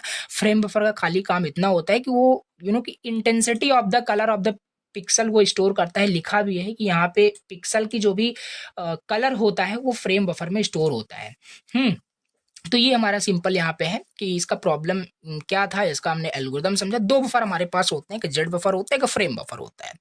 तो यही है, जेड बफर हमारे पास स्टोर करता है डिस्टेंस और depth of each pixels from the camera from your point of view. Frame buffer हमारे पास स्टोर करता है colours of the pixel that will be displayed on the screen. अब रेड वॉल है तो रेड है ना, तो रेड इज द कलर, तो वो कलर कहाँ होगा, फ्रेम बफर में होगा। थोड़ा सा ये आपको कंसेप्ट ना रिमेंबर रखना पड़ेगा, कोई दिक्कत नहीं है। सो बेसिकली पहले चलो स्टेप हमने देख लिया कि दो बफर हमने चलो क्रिएट कर दिया, उसमें क्या क्या स्टोर है हमें पता चल गया। दूसरा हमारे पास क्या है, रेंडर करिए ईच ऑब्जेक्ट को पिक्सल बाय पिक्सल। और जो भी ऑब्जेक्ट है उसको हम पिक्सल बाय पिक्सल क्या करेंगे, रेंडर कराएंगे। The computer looks at every pixel of the object in the scene one by one. तीसरा कैलकुलेट करिए depth. Depth means Z value calculate करना है। For each pixel the computer calculates its depth distance from the camera called the Z value. कुछ नहीं है इसमें, काहे परेशान हो रहे हो। देखो इसमें एल्गोरिदम है ना, एल्गोरिदम है तो चलो पहला हम लिख देंगे क्रिएट टू बफर करके, उसमें जेड बफर लिख देना, फ्रेम बफर लिख देना। ऐसे ही लिखना होता है, पर रटने मत बैठ जाना कि यहाँ पे एकदम एज इट इज रट रहे हो, समझ में नहीं आएगा फिर। तो जो मैं बता रहा हूँ सिंपल वैसे ही आपको इसको तैयार करना है। क्रिएट टू बफर में आप दोनों टॉपिक यहाँ पे समझा दिया, आपको कंसेप्ट समझ में आ गया। दूसरा रेंडर ईच ऑब्जेक्ट पिक्सल। तीसरा कैलकुलेट किया जाएगा डेप्थ को। अब डेप्थ बफर मेथड है, जेड बफर मेथड है, तो डेप्थ कैलकुलेट होगा। डेप्थ मतलब कि जेड वैल्यू आपसे पूछी जा रही है। अब जेड वैल्यू कैसे कैलकुलेट करोगे, जेड वैल्यू का मतलब यही है कि द कंप्यूटर कैलकुलेट करेगा इसके डेप्थ को, यानी डिस्टेंस फ्रॉम द कैमरा कितना है, कॉल्ड द जेड वैल्यू। फिर कंपेयर करेगा डेप्थ को फिर कंपेयर करेगा if Z value of the current pixel is compared with the value already stored in the Z buffer. Z buffer में already क्या value store है बताओ, इनफाइनाइट वैल्यू स्टोर है, इनिशियली बताया था। तो जेड वैल्यू जो हम कैलकुलेट करेंगे, देखो बस एज ए थ्योरेटिकली समझो, हमें करना कुछ नहीं है, हमें टच नहीं करना है मैथमेटिकल में, बिल्कुल कहीं नहीं जाना है, बस हमें थ्योरेटिकली लिखना है। तो ये है जेड वैल्यू हमने कैलकुलेट कर लेंगे, फिर उसको हम कंपेयर करेंगे जेड बफर के साथ। कंपेयर करेंगे if current pixel is closer यानी स्मॉलर जेड वैल्यू है, अपडेट करिए जेड बफर को with the new Z value. जो जेड वैल्यू आएगा, मतलब कहने का मतलब खाली इतना है, जो हम जेड वैल्यू निकालेंगे उसे हम जेड बफर से कंपेयर करेंगे। जेड बफर में इनफाइनाइट है, जेड वैल्यू में कुछ भी वैल्यू आएगी, ठीक। तो ये सिंपल है, उसको हम कंपेयर करेंगे। अगर हमारे पास स्मॉलर जेड वैल्यू आई तो हम क्या करेंगे, अपडेट कर देंगे जेड बफर को। जेड बफर में इनफाइनाइट था, उसमें हम अभी इसका एग्जांपल भी आगे है, क्यों परेशान हो रहा है, समझ में आएगा आपको। सो अपडेट फिर करेंगे हम यहाँ पे जेड वैल्यू को जेड बफर में मतलब डाल देंगे। फिर फ्रेम बफर को भी हम अपडेट करेंगे with the colour of the current pixel, और उस करंट पिक्सल में क्या कलर है, कि फ्रेम बफर से जो भी वैल्यूज फ्रेम बफर में वैल्यू अपडेट होगी उस करंट पिक्सल्स की, कि पिक्सल में क्या होता है, कलर होते हैं, कलर की वैल्यू स्टोर होती है, तो उन कलर की वैल्यू को फ्रेम बफर में अपडेट कर दिया जाता है। दैट मीन सिंपल, ठीक। चलिए, और आगे क्या लिखा है, ये तो हमने देख लिया कि अगर जेड वैल्यू की स्मॉल अगर आती है देन हम ये सर्चिंग करेंगे। और सिंपल सी बात है, फर्स्ट स्टेप में यही होगा, क्योंकि जेड बफर में हमने तो पहले से इनफाइनाइट डाल दिया ना, तो इनफाइनाइट से बड़ा तो कुछ होता नहीं है पॉजिटिव इनफाइनाइट में। सो अगर लेकिन यहाँ पे मान लेते हैं केस की इनफाइनाइट से बड़ा भी कुछ मान लेते हैं आ जाता है, बट ये फर्स्ट स्टेप में तो ऐसा नहीं होगा। तो ये है हमारे पास, इसमें हम क्या करेंगे, वो हमारा फिर हिडन होगा। यार इनफाइनाइट से भी बड़ा कुछ आ गया है, यानी कि वो हिडन ही है। अब इतना इनफाइनाइट तक हमें थोड़ी ना ऑब्जेक्ट दिखने वाला है, वो हम समझ जाएंगे कि वो हमारा क्या है, हिडन है बाय अ क्लोजर ऑब्जेक्ट। तो उस पिक्सल को अवॉइड कर दिया जाएगा। बस कंसेप्ट समझ में आया होगा। टू बफर है, रेंडर कराना है, कैलकुलेट करना है जेड वैल्यू को, फिर कंपेयर करना है, फिर डिस्प्ले करा देना है फाइनल इमेज को। ओके, सो ये है एग्जाम्पल। एग्जाम्पल दिया है समझने के लिए। जैसे हमारे पास मान लेते हैं 2 स्क्वायर है, देयर आर 2 स्क्वायर, 1 रेड और ब्लू। हमारे पास 2 हमारे पास स्क्वायर है या वॉल बोलिए, वही सेम चीज जो ओवरलैप कर रहे हैं ऑन ए स्क्रीन ओवरलैप कर रहे हैं। रेड स्क्वायर में क्या है, रेड स्क्वायर हमारे पास क्लोजर है, यानी जेड की वैल्यू इसमें 3 है। जेड वैल्यू मीन्स कि जितना लेस उतना क्लोजर आपके मतलब पास, ठीक है। So blue square is farther, Z की वैल्यू 7 है। So for each overlapping pixel, so ये है द जेड बफर इनिशियली, इसकी वैल्यू ये होती है, सब वही सब लिखा है, थोड़ा सा मैथमेटिकल यहाँ पे आ गए हैं बस। तो रेड स्क्वायर प्रोसेस किया जाएगा तो जेड बफर की वैल्यू देखो 3 आई, ठीक है, इसकी वैल्यू 3 है, 3 इज लेस देन इन्फिनिटी, तो अपडेट कर दीजिए जेड बफर की वैल्यू। हमने क्या किया, अपडेट कर दिया, अब जेड की वैल्यू 3 हो चुकी है। इनफाइनाइट पहले इनफाइनाइट था, अब यहाँ पे 3 हो चुकी है। फ्रेम बफर भी अपडेट कर दिया जाएगा, रेड कलर उसमें डाल दिया जाएगा क्योंकि हम रेड स्क्वायर को प्रोसेस कर रहे हैं। ओके, तो इसी तरीके से यहाँ पे ब्लू स्क्वायर का भी सारी चीजें होगी।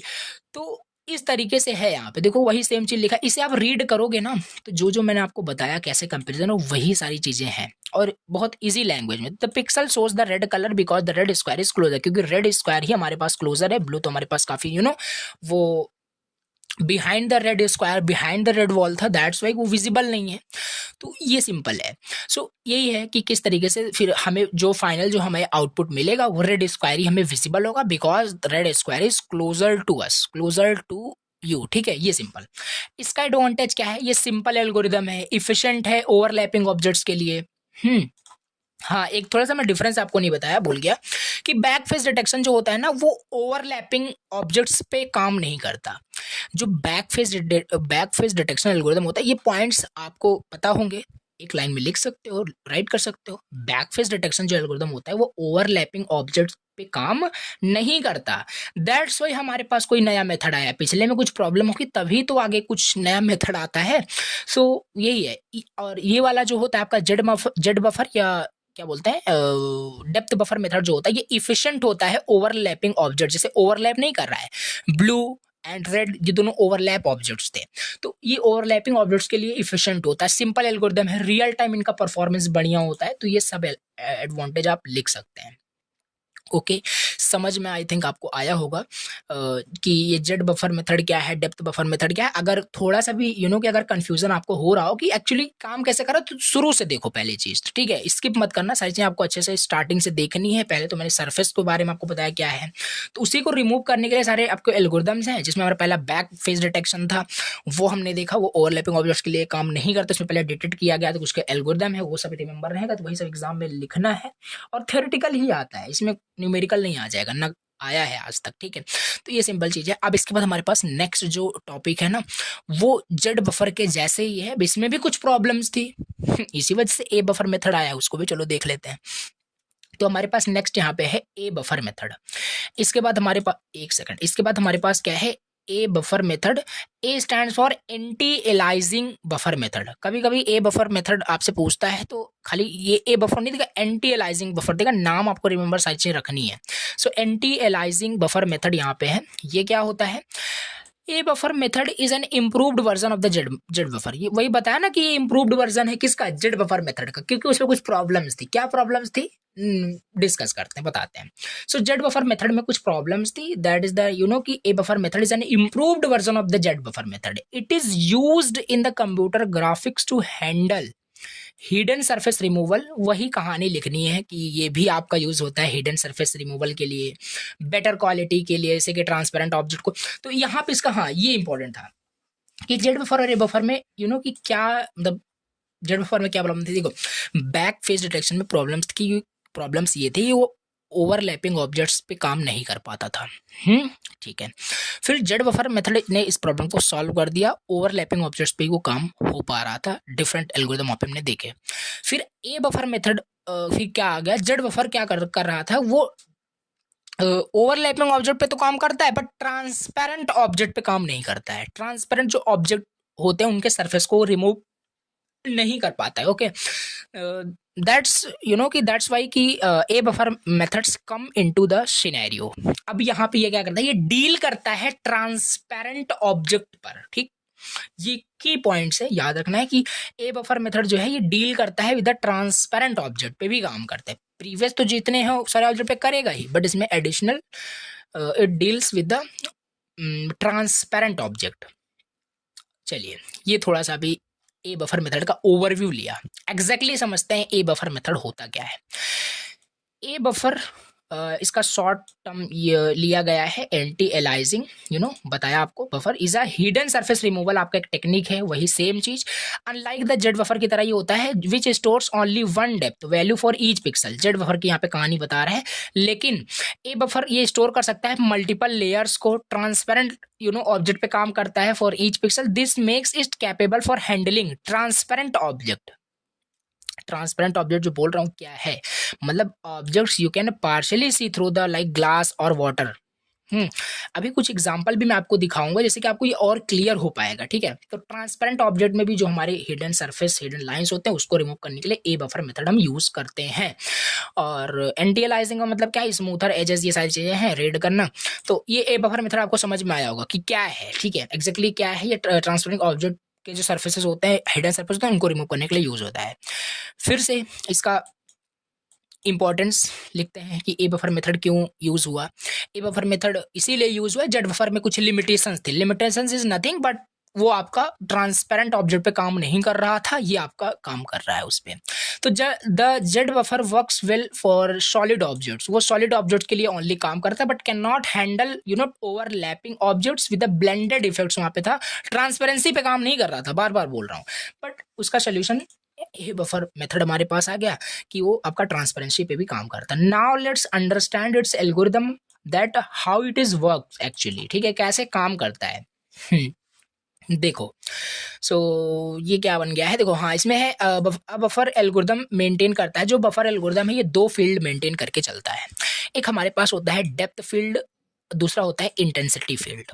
तो ये सब थोड़ा सा डायग्राम जब एग्जाम में आता है ना, तो थोड़ा सा डायग्रामेटिकल आपको रिप्रेजेंट करना है, जैसे कि आपको भी पता है, सभी को पता है कि AKTU की जो कॉपी चेक होती है, ऐसा नहीं है कि यहाँ इंटरप्रेटर की तरह लाइन बाय लाइन आपकी कॉपी पढ़ी जाती है। नो, ऐसा कुछ नहीं होता है। कॉपी की हवा में चेक होती है, आपको भी पता है, क्योंकि जैसे एक्सपेक्टेड रिजल्ट समझ में आपको आ रहा होगा कि यहाँ पे मैं डिमोटिवेट नहीं कर रहा हूँ, बाकी एक्सपेक्टेड रिजल्ट नहीं आता किसी का, ठीक है। कोई एक्सपेक्ट करता है उनका बहुत अच्छा रिजल्ट आएगा, उनका खराब चला जाता है, और जो कुछ नहीं करके आते हैं उनका बहुत अच्छा रिजल्ट चला जाता है। ये सब प्रॉब्लम्स होती हैं AKTU में, ठीक है। सो बेसिकली यही है कि मैं ओवरऑल कहने का मतलब है डायग्रामेटिकल जितनी चीज़ रिप्रेजेंट करोगे उतना बेटर आपका वहाँ पे रिजल्ट निकल के आएगा। तो यहाँ पे वही है कि यहाँ पे लिखना है जो बफर एल्गोरिथम या ये बफर एल्गोरिथम है कंटेन करता है दो फील्ड्स को, डेप्थ फील्ड को, इंटेंसिटी फील्ड को। और डेप्थ फील्ड जो होता है ना, ये दो वैल्यू कंटेन करता है, positive and negative value. Intensity field जो होता है ना, कंटेन करता है intensity of the pixels of the colour. Okay, so ये सिंपल चीज है। सो ये क्या है, अभी इसको हम थोड़ा आगे चलो डिस्कस करते हैं। देखो, ये हमारे पास है इसका एल्गोरिथम। पहला स्टेप क्या है, divide the screen into pixel. हम यहाँ पे जो हमारे पास स्क्रीन होते हैं उसको पिक्सल्स में डिवाइड करते हैं। The screen is divided into small square called pixel. जो स्क्रीन है उसे डिवाइड किया जाएगा इनटू पिक्सल्स, स्मॉल टिनी डॉट्स में, स्क्वायर्स में। फिर स्टोर किया जाएगा लिस्ट को। ये सब थ्योरेटिकल है, याद करना पड़ेगा। Store a list of fragments for each pixels a buffer stores all the fragments of object that affects its pixels. each fragment contain करता है color, depth and opacity को। color of the fragment वहां पे होगा, ठीक है।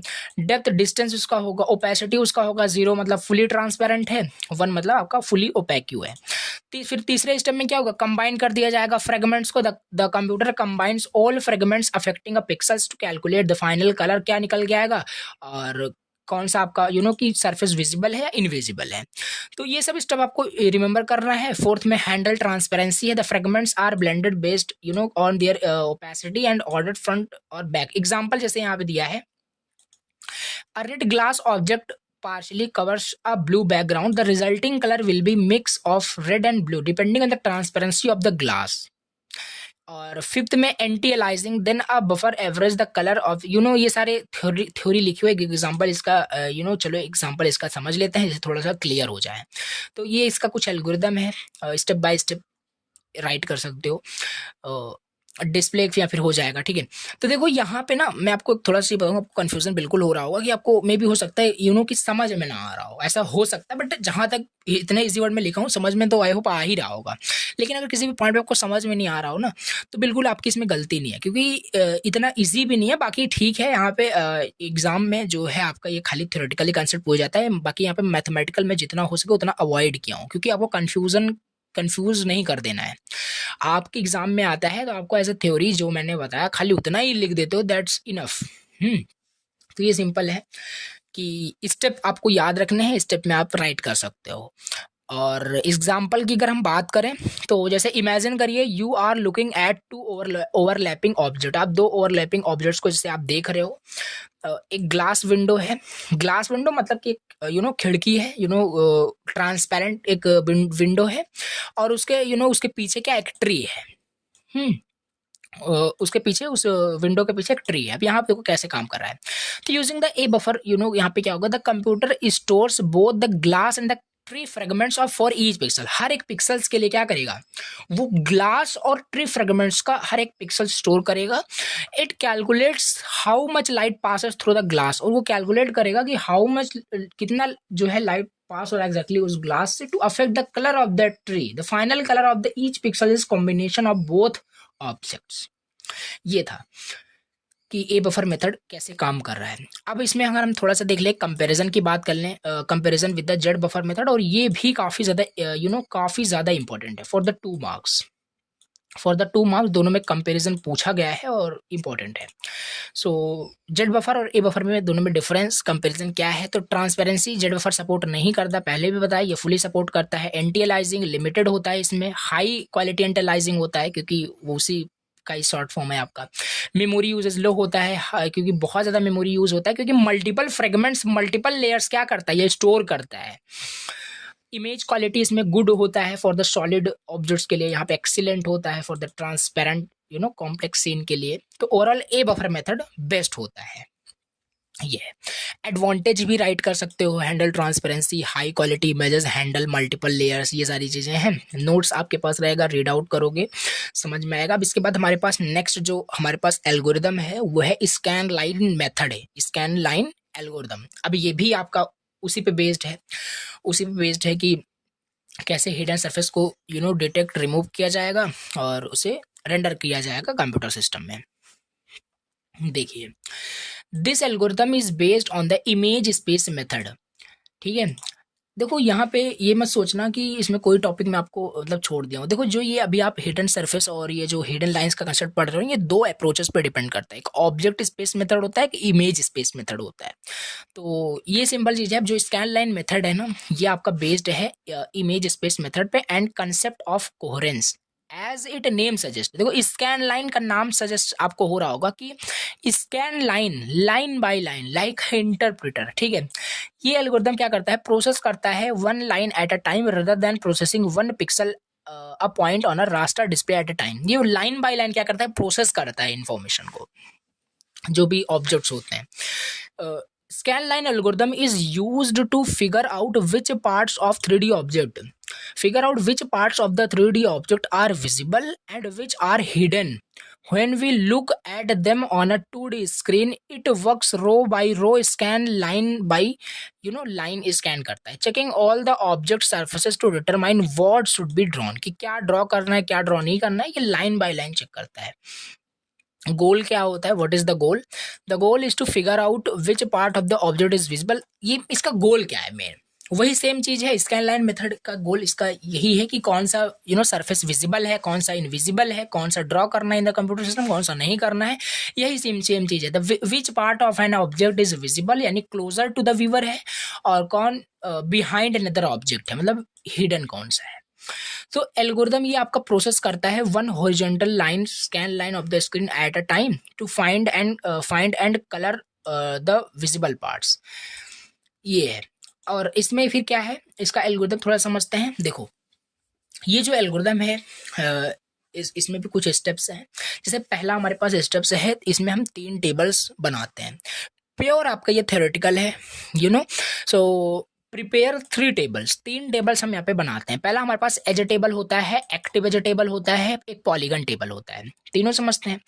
As table में क्या हम स्टोर करते हैं? एज टेबल में a list of all the edges line of objects, मतलब नाम से सजेस्ट नहीं हो रहा है। एज टेबल मतलब कोई भी ऑब्जेक्ट है, ऑब्जेक्ट एजेस से मिलकर ही बनता है, सिंपल सी बात है। क्यूब आपका एक ऑब्जेक्ट है तो क्यूब में भी तो एजेस से मिलकर आपका एक कंप्लीट क्यूब 3D बना हुआ है।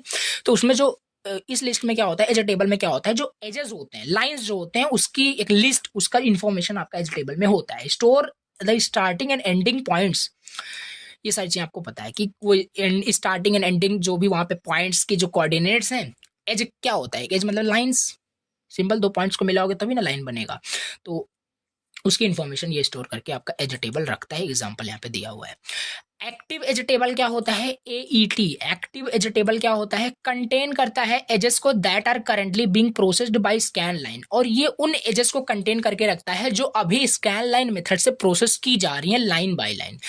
These are edges that are current scan line crosses, मतलब वही सेम चीज फिर से लिखा है कि जो स्कैन लाइन मेथड से जो भी एजेस क्या हो रहे हैं, प्रोसेस हो रहे हैं। प्रोसेस होने का मतलब है वो ड्रॉ हो रहे हैं, वो एजेस की जो इंफॉर्मेशन होती है एक्टिव एज टेबल के अंदर होती है। Edges in the table are sorted from left to right, और ये सॉर्टेड होते हैं लेफ्ट टू राइट। ये है तीसरा हमारे पास है पॉलीगन टेबल। 3 टेबल हमें प्रिपेयर करना था, एज टेबल, और क्या था दूसरा? एक्टिव एज टेबल, दूसरा पॉलीगन टेबल। पॉलीगन टेबल में क्या होगा? Contain details of each polygon object surface. Object surface also एक पॉलीगन ही होता है, तो पॉलीगन की कुछ आईडी होती है, डेप्थ वैल्यू होती है यानी जेड वैल्यू होती है, कलर की इन्फॉर्मेशन यानी फ्रेम बफर में होता है, फ्लैग ऑन ऑफ, ये सारी इन्फॉर्मेशन जो होते हैं, पॉलीगन एक टेबल होता है उसके अंदर स्टोर होता है। तो ये सिंपल है, ये हो गया। ठीक है कि 3 हमने टेबल यहाँ पे इसमें बनता है। Prepare 3 tables, edge table, active edge table और पॉलीगन टेबल। दूसरे स्टेप में क्या होता है? 3 टेबल बन गया, फिर प्रोसेस किया जाएगा ईच स्कैन लाइन को, हर एक लाइन को स्कैन एंड प्रोसेस किया जाएगा। दिस एल्गोरिथम प्रोसेस करेगा 1 scan line at a time and follows these step. Find intersection edges, intersection edges वहां पे फाइंड किया जाएगा। Look at all edges in the edge table, सारे एजेस को देखा जाएगा एज टेबल के अंदर, and find out which ones are current scan line intersect, और कौन सा एजेस अभी करंट क्या है स्कैन लाइन में प्रोसेस हो रहा है। तो यहाँ पे देखो फिर से, पहला 3 टेबल हमने ड्रॉ किया, दूसरे में प्रोसेस किया जाएगा हर एक स्कैन लाइन को। This algorithm process 1 scan line at a time and follows these step. ये एल्गोरिथम एक लाइन को एट अ टाइम प्रोसेस करेगा और इन स्टेप्स को फॉलो करेगा। कौन से स्टेप्स को? फाइंड करेगा इंटरसेक्टिंग एजेस को। Look at all edges in the edge table, जितने सारे एजेस एज टेबल में है उनको देखा जाएगा, and find out which ones are current scan line intersect, और कौन से एजेस अभी करंट स्कैन लाइन में प्रोसेस हो रहे हैं। And these edges to the active edges table, और ये जो भी कि जो भी इंटरसेक्ट एजेस हैं उसको फिर कहाँ पे मतलब ऐड कर दिया जाएगा? एक्टिव एज टेबल के अंदर, एक्टिव एज टेबल के अंदर ऐड कर दिया जाएगा। दूसरा sort the edges, find intersection edges. दूसरा सॉर्ट द एजेस में sort the edges in the active edge table. फिर एक्टिव एज टेबल में से पहले यहाँ पे हमने बताया आपको, एक्टिव एज टेबल में यहाँ पे सारा सॉर्ट होता है लेफ्ट टू राइट, तो यहाँ पे वही दूसरा स्टेप यहाँ पे है कि उसमें सॉर्ट कर दिया जाएगा सारे एजेस को एईटी में, एक्टिव एज टेबल में। ठीक है, जिससे कि वो हॉरिजॉन्टल यानी लाइन बाय लाइन प्रोसेस हो सके। Fill visible area, move from left to right across the scan line for every visible part of a polygon.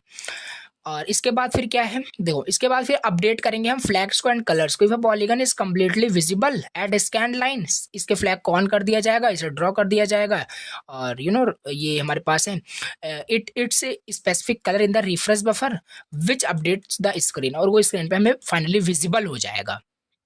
तो इसका अगर डायग्राम आपको देखना है तो बिल्कुल, इसीलिए मैं आपको बिल्कुल कंफ्यूज नहीं करना चाहता था, बट हाँ इसमें अगर आप थोड़ा बहुत डायग्राम अगर आपको बनाना है तो ये डायग्राम आप समझ सकते हो, ये डायग्राम आप बना सकते हो।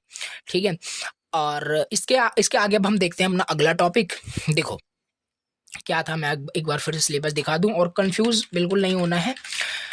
ओके, देखो सिलेबस में आपको फिर से दिखाता हूँ। तो ये रहा इसका सिलेबस, और इसमें हम क्या क्या अभी देख लिए। हमने ये सारे एल्गोरिथम्स जो भी hidden lines and surface algorithms थे, रिमूवल एल्गोरिथम्स थे, ये हमने देखा। ये सारे आपके बहुत ज़्यादा इंपॉर्टेंट थे, बहुत ज़्यादा इंपॉर्टेंट थे। अब देखो यहाँ, अब हम इस टॉपिक को पढ़ेंगे, बेसिक इल्यूमिनेशन मॉडल पढ़ेंगे। इसमें एम्बिएंट लाइट क्या है, डिफ्यूज, रिफ्लेक्शन, इस पे ये सारी चीज़ें, बहुत दो दो नंबर्स के क्वेश्चन पूछे जाते हैं और बहुत छोटे छोटे टॉपिक्स हैं। तो चलो जल्दी से कवर कर लेते हैं और इसी के साथ फिर आपका यूनिट ये फिनिश हो जाएगा। तो देख लेते हैं।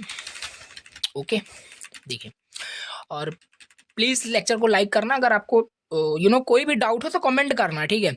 और व्हाट्सएप पे मैसेज कर सकते हो, कोई भी अगर डाउट हो तो फिर उसको क्लैरिफाई किया जाएगा, ठीक है। तो बेसिकली ये हो गया। अब हम देखते हैं इल्यूमिनेशन मॉडल क्या होता है। इल्यूमिनेशन मॉडल होता क्या है, इसको बहुत डिटेल से बताऊंगा और ये 100% आपको समझ में आएगा। वो ऊपर वाले जो भी टॉपिक्स थे उसमें मैं मान सकता हूँ, एक्सेप्ट कर सकता हूँ, मे बी टॉपिक आपको आई होप ना ही समझ में आया हो। तो रीज़न उसमें यही है कि उसको मैंने उतना डीपली भी आपको अच्छे से नहीं समझाया, क्योंकि मैथमेटिकल है भी उतना, ये उतना डिटेल में जाने का कोई मतलब नहीं होगा, कंफ्यूज हो जाओगे आप खाली। सो बेसिकली अब हम समझते हैं इल्यूमिनेशन मॉडल क्या होता है बहुत अच्छे से। देखो इल्यूमिनेशन मॉडल क्या होता है, एक सेकेंड देखिए। To understand illumination model, illumination का मतलब पहले मैं बताऊंगा, फिर ये क्या है एग्जैक्टली मतलब इसको समझने से पहले हमें 3 वर्ड का मतलब पता होना चाहिए। ओके, पहला हमारे पास है शेडिंग, दूसरा इल्यूमिनेशन का तो मतलब बताऊंगा ही, तीसरा इंटेंसिटी। इन तीनों में क्या आप डिफरेंस बता सकते हो? अगर मैं आपसे बोलूं इल्यूमिनेशन मॉडल आपको समझना है तो पहले मुझे बताओ शेडिंग का मतलब क्या होता है, इल्यूमिनेशन का मतलब क्या होता है और इंटेंसिटी का मतलब क्या होता है, देन आपको समझ में आएगा। और ये मैं आपको बताता हूँ। देखो शेडिंग जब भी आप भी बोलते हो शेडिंग, तो शेडिंग से कुछ ड्राइंग का शेड टाइप का कुछ आता होगा, पेंसिल से हल्के कलर में कुछ ऐसे करते हैं, समझ में आपको आया होगा जो मैं बोल रहा हूँ। तो शेडिंग का मतलब वही एग्जैक्टली होता ही है जो सोच रहे हो, डार्क पोर्शन या लाइट पोर्शन किसी भी चीज का। आपने कोई ऑब्जेक्ट बनाया, अभी एग्जांपल से बताऊंगा, तो उसका आपने डार्क पोर्शन उसको ड्रॉ कर दिया, हल्के पेंसिल से जो भी हम करते हैं ना, शेड देते हैं किसी भी ऑब्जेक्ट को, किसी भी ड्राइंग को, तो वो शेडिंग होता है। चलिए ठीक है। और दूसरा फिर क्या होता है इल्यूमिनेशन का, फिर मतलब क्या होता है जो हमें यहाँ पे इल्यूमिनेशन मॉडल दिया है। इल्यूमिनेशन का मतलब होता है चमक, ठीक है, ब्राइटनेस, याद रखना। इल्यूमिनेशन का मतलब होता है ब्राइटनेस और चमक, हिंदी में बोल सकते हो। तीसरा इंटेंसिटी, इंटेंसिटी का मतलब होता है हिंदी में अगर आप सर्च करोगे इसे तो तीव्रता आता है, यानी इंटेंसिटी की। देखो जैसे हम देख नहीं रहे थे कि फ्रेम बफर में जो क्या होता था कि वहां पे कलर की इंफॉर्मेशन, कलर की इंटेंसिटी रहती थी, कितना अमाउंट ऑफ कलर की क्या तीव्रता, क्या इंटेंसिटी स्टोर है फ्रेम बफर में, वो मतलब क्वांटिटी की बात की जा रही, किसी भी चीज की क्वांटिटी, वही इंटेंसिटी होता है। तो ये है, ये इंटेंसिटी का मतलब है क्वांटिटी ऑफ इल्यूमिनेशन। अब यहाँ पे हम समझते हैं what is actually illumination model का मतलब क्या होता है। अच्छा देखो, इसे हम क्या बोलते हैं, इल्यूमिनेशन मॉडल को हम शेडिंग मॉडल भी बोल सकते हैं। यहाँ पे इसीलिए मैंने तीनों बताया, शेडिंग मॉडल भी बोल सकते हैं, इल्यूमिनेशन मॉडल भी बोल सकते हैं, इंटेंसिटी मॉडल भी बोल सकते हैं, या लाइटिंग मॉडल भी बोल सकते हैं। एंड ये यूज होता है कैलकुलेट करने के लिए intensity of light that is reflected at a given surface. देखो बताता हूँ। देखो एक हमारे पास ऑब्जेक्ट है, यहाँ ध्यान से देखना, ठीक है। एक हमारे पास ये सरफेस है, यानी ऑब्जेक्ट का कोई सरफेस किसी तरीके से बनाओ, कोई ऐसे ही नहीं बना, ऐसे बनाओ, ऐसे बनाओ, ऐसे बनाओ, कोई से बना सकते, एग्जाम्पल ही तो है, क्या इसमें कंफ्यूज होना। तो एक हमने क्या बनाया, एक सरफेस बना दिया। चलो एक सरफेस बना दिया, यहाँ पे कहीं हमारे पास है सन है, यानी लाइट सोर्स हम मान लेते हैं जहां से लाइट्स आ रही हैं, ठीक है। अब यहाँ से जो रेज आ रही हैं, जो लाइट्स आ रही है, जब इस ऑब्जेक्ट पे पड़ेंगी, इस ऑब्जेक्ट पे पड़ेंगी तो होगा क्या।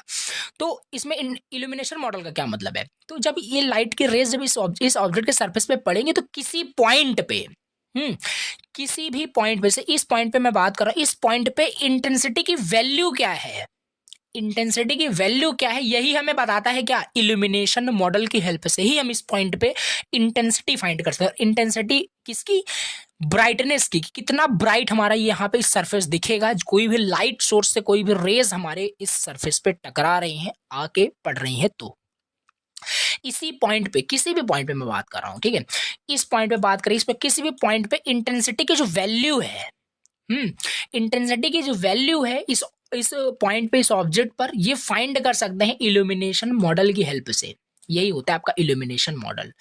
तो यहाँ पे आप पढ़ो इसे, इल्यूमिनेशन मॉडल इसे हम शेडिंग मॉडल, लाइटिंग मॉडल, वही सारी चीजें हैं।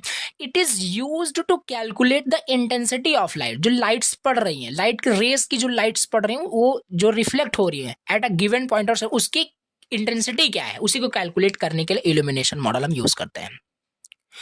समझ में आया? ठीक है, चलिए अब अगर ये कंसेप्ट आपको समझ में आ गया ना, अब देखो बहुत अच्छे से आपको सही है और अच्छे समझ में आ गया। अब इसी में ये क्वेश्चन एक बार फिर से मैं बता दूं, बहुत ज़्यादा इंपॉर्टेंट है, ठीक है। अभी यहाँ पे याद है ये, क्योंकि देखो एग्जाम में कैसे पूछा गया है क्वेश्चन, इल्यूमिनेशन मॉडल को एक्सप्लेन करिए और इसके जो है वेरियस टाइप्स बताइए इल्यूमिनेशन मॉडल के, तो वही सारे आपको लिखने हैं। तो इंपॉर्टेंट है, अच्छे से तैयार कर लेना। So there are various types, बहुत सारे वेरियस टाइप्स हैं इल्यूमिनेशन मॉडल्स के, जिसमें कि पहला हमारे पास है एम्बिएंट लाइट। अब उन्हीं सारे सिलेबस के टॉपिक को ही देखना है, वही सारे यहाँ पे वेरियस के टाइप्स हैं। तो इल्यूमिनेशन मॉडल में पहला हमारे पास है एम्बिएंट लाइट। एम्बिएंट लाइट क्या होता है?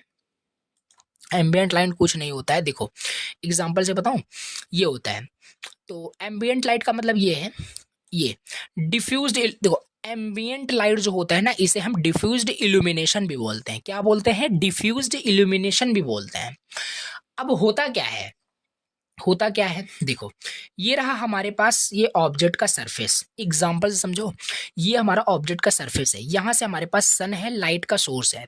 तो डिफ्यूज्ड इल्यूमिनेशन या एम्बिएंट लाइट का मतलब यही होता है कि ये जो लाइट सोर्स है, लाइट सोर्स से जो भी रेज, जो भी लाइट्स आ रही हैं, वो डायरेक्ट सरफेस पे नहीं आ रही है, वो पहले किसी, ये हम मान लेते हैं ऑब्जेक्ट 2 है, ये पहले किसी दूसरे ऑब्जेक्ट पे जा रही है, वहां से ये डिफ्यूज हो रही है, वहां से ये डिफ्यूज होकर के तब यहाँ पे पड़ रही है, ऑब्जेक्ट के सरफेस पे पड़ रही है। और यही होता है जो पहले जाके किसी दूसरे ऑब्जेक्ट पे पड़ी, फिर हाँ ओरिजिनल यानी ऑब्जेक्ट 2 पर आके, ऑब्जेक्ट 2 के सरफेस पे आकर के वो डिफ्यूज हुई, यही होता है। इसे हम डिफ्यूज्ड इल्यूमिनेशन बोलते हैं और इसी को हम एम्बिएंट लाइट बोलते हैं।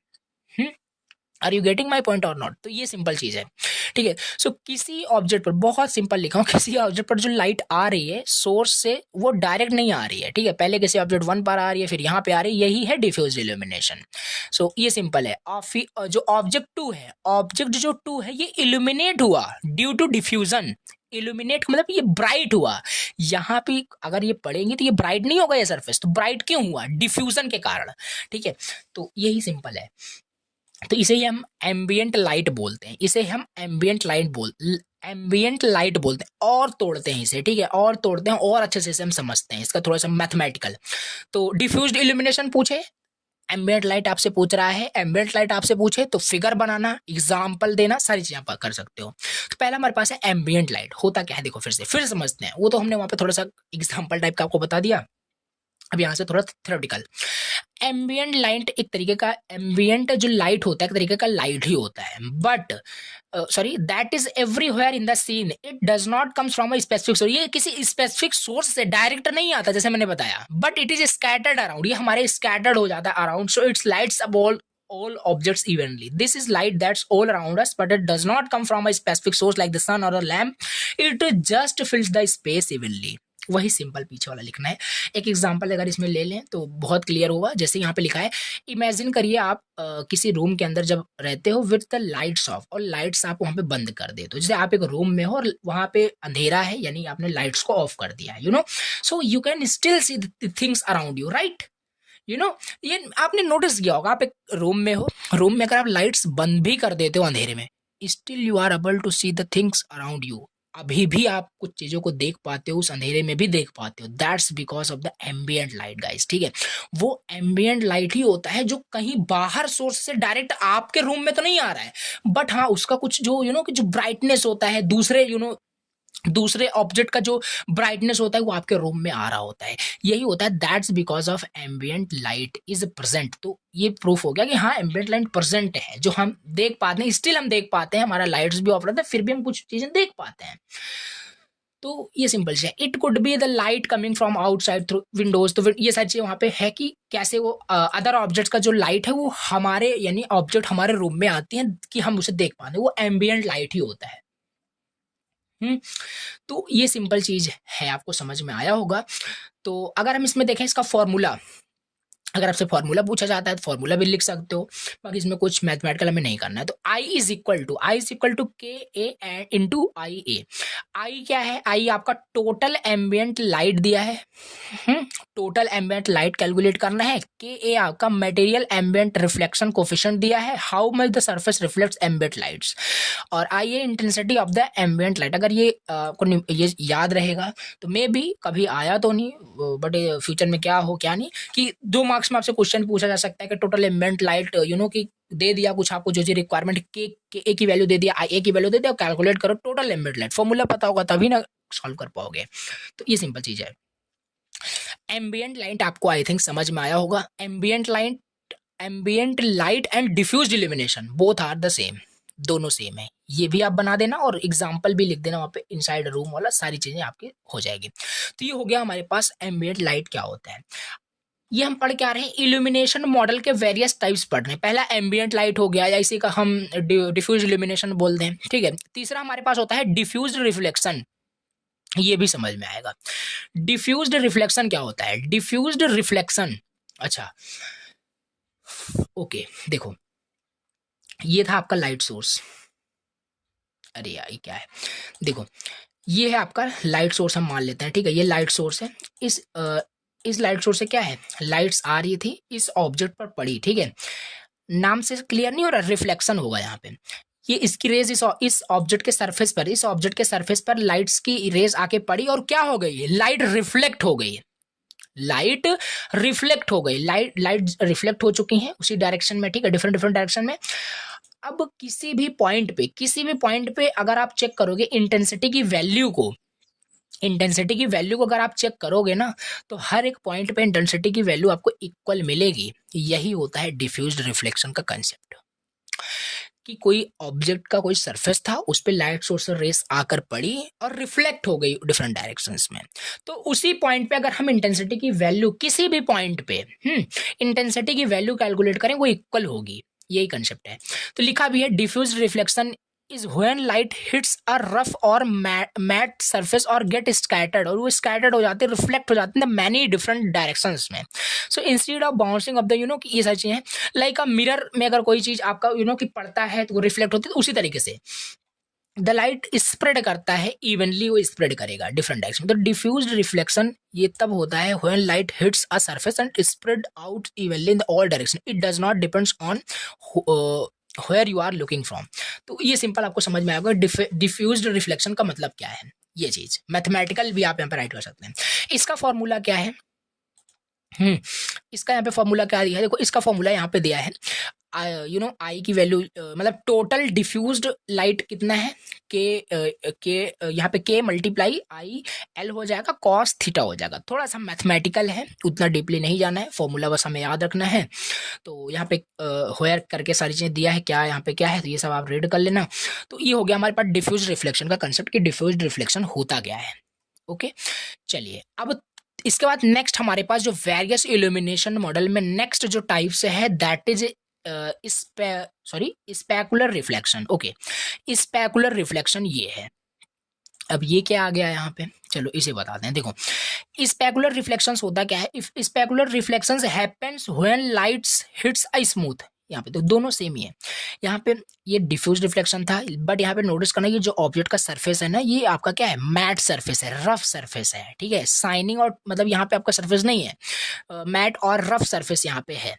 लेकिन यहाँ पे स्पेकुलर में क्या है, जब लाइट आपका हिट कर रहा है वो स्मूथ सरफेस पे, शाइनिंग ऑब्जेक्ट के सरफेस पे क्या कर रहा है, लाइट हिट कर रहा है एंड बाउंस ऑफ कर रहा है इन अ सिंगल डायरेक्शन। यहाँ पे क्या था, दोनों में डिफरेंस समझो, इसमें डिफरेंट डिफरेंट डायरेक्शन में वो बाउंस ऑफ कर रहा था, बट यहाँ पे ऐसा नहीं है, यहाँ पे सिंगल डायरेक्शन में क्या कर रहा है वो रिफ्लेक्ट कर रहा है।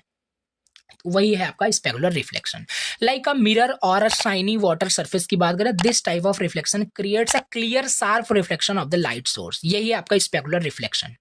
सो ये है, think of it like this, यहाँ पे समझ सकते हो। इमेजिन करो you are looking at the mirror, example जैसे आप मिरर को देखते हो, when light hits the smooth surface of the mirror, it reflects off and you see a clear image of your self, that's specular reflection guys. ठीक है, समझ में आया होगा कि इसमें वही है कि आप जब मिरर को देखते हो तो that just because of lights कि आके वहां पे रिफ्लेक्ट होती हैं, तभी तो विजुअल आप अपने आप क्लियर इमेज अपने आप को देख पाते हो, that is a specular reflection.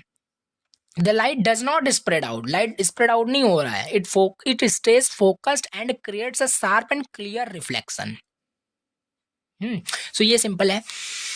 तो स्पेकुलर रिफ्लेक्शन समझ में आया होगा। इसका अगर यहाँ पे नोट्स की बात करें तो देखो यहाँ पे इसके भी कुछ यहाँ पे फॉर्मूले दिए हैं, ये आप बना सकते हो, जैसे डायग्राम बना सकते हो कि यहाँ पे नॉर्मल वेक्टर है, ये आपका ये साइनिंग सरफेस है, यहाँ पे कोई रफ या मैट सरफेस नहीं है। यहाँ पे सोर्स आपका हो गया, यहाँ पे नॉर्मल वेक्टर है, यहाँ पे स्पेकुलर रिफ्लेक्शन है, व्यूइंग डायरेक्शन है। तो ये आप बना सकते हो डायग्राम, और यहाँ पे करके दिया है कौन सा चीज़ क्या क्या यहाँ पे है, तो ये रीड कर सकते हो।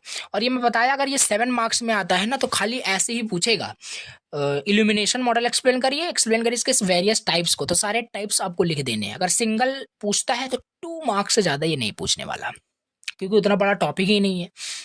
तो ये है सिंपल, क्लियर हो गया होगा। अब इसी में हम देखते हैं अपना फोंग इल्यूमिनेशन मॉडल। ये भी क्या है, इल्यूमिनेशन मॉडल के वेरियस टाइप्स हैं, तो इसको भी हम डिटेल से समझ लेते हैं, फोंग इल्यूमिनेशन मॉडल। और अगर अभी तक आपने वेरियस मॉडल ऊपर वाले अच्छे से समझ लिए ना, तो ये भी आपको समझ में आ गया, क्योंकि ये क्या होता है, कॉम्बिनेशन होता है उन्हीं सब का। देखो यहाँ पे क्या है लिखा है, the Phong illumination model is use in the computer graphics to simulate how lights intersect with the surface, it is use to calculate how bright. वही सेम चीज है, इंटेंसिटी कैलकुलेट करना लाइट्स की, कितना सा आपका वो ब्राइट दिखेगा नहीं दिखेगा शाइनी सरफेस पे जब भी कोई लाइट्स हिट करता है।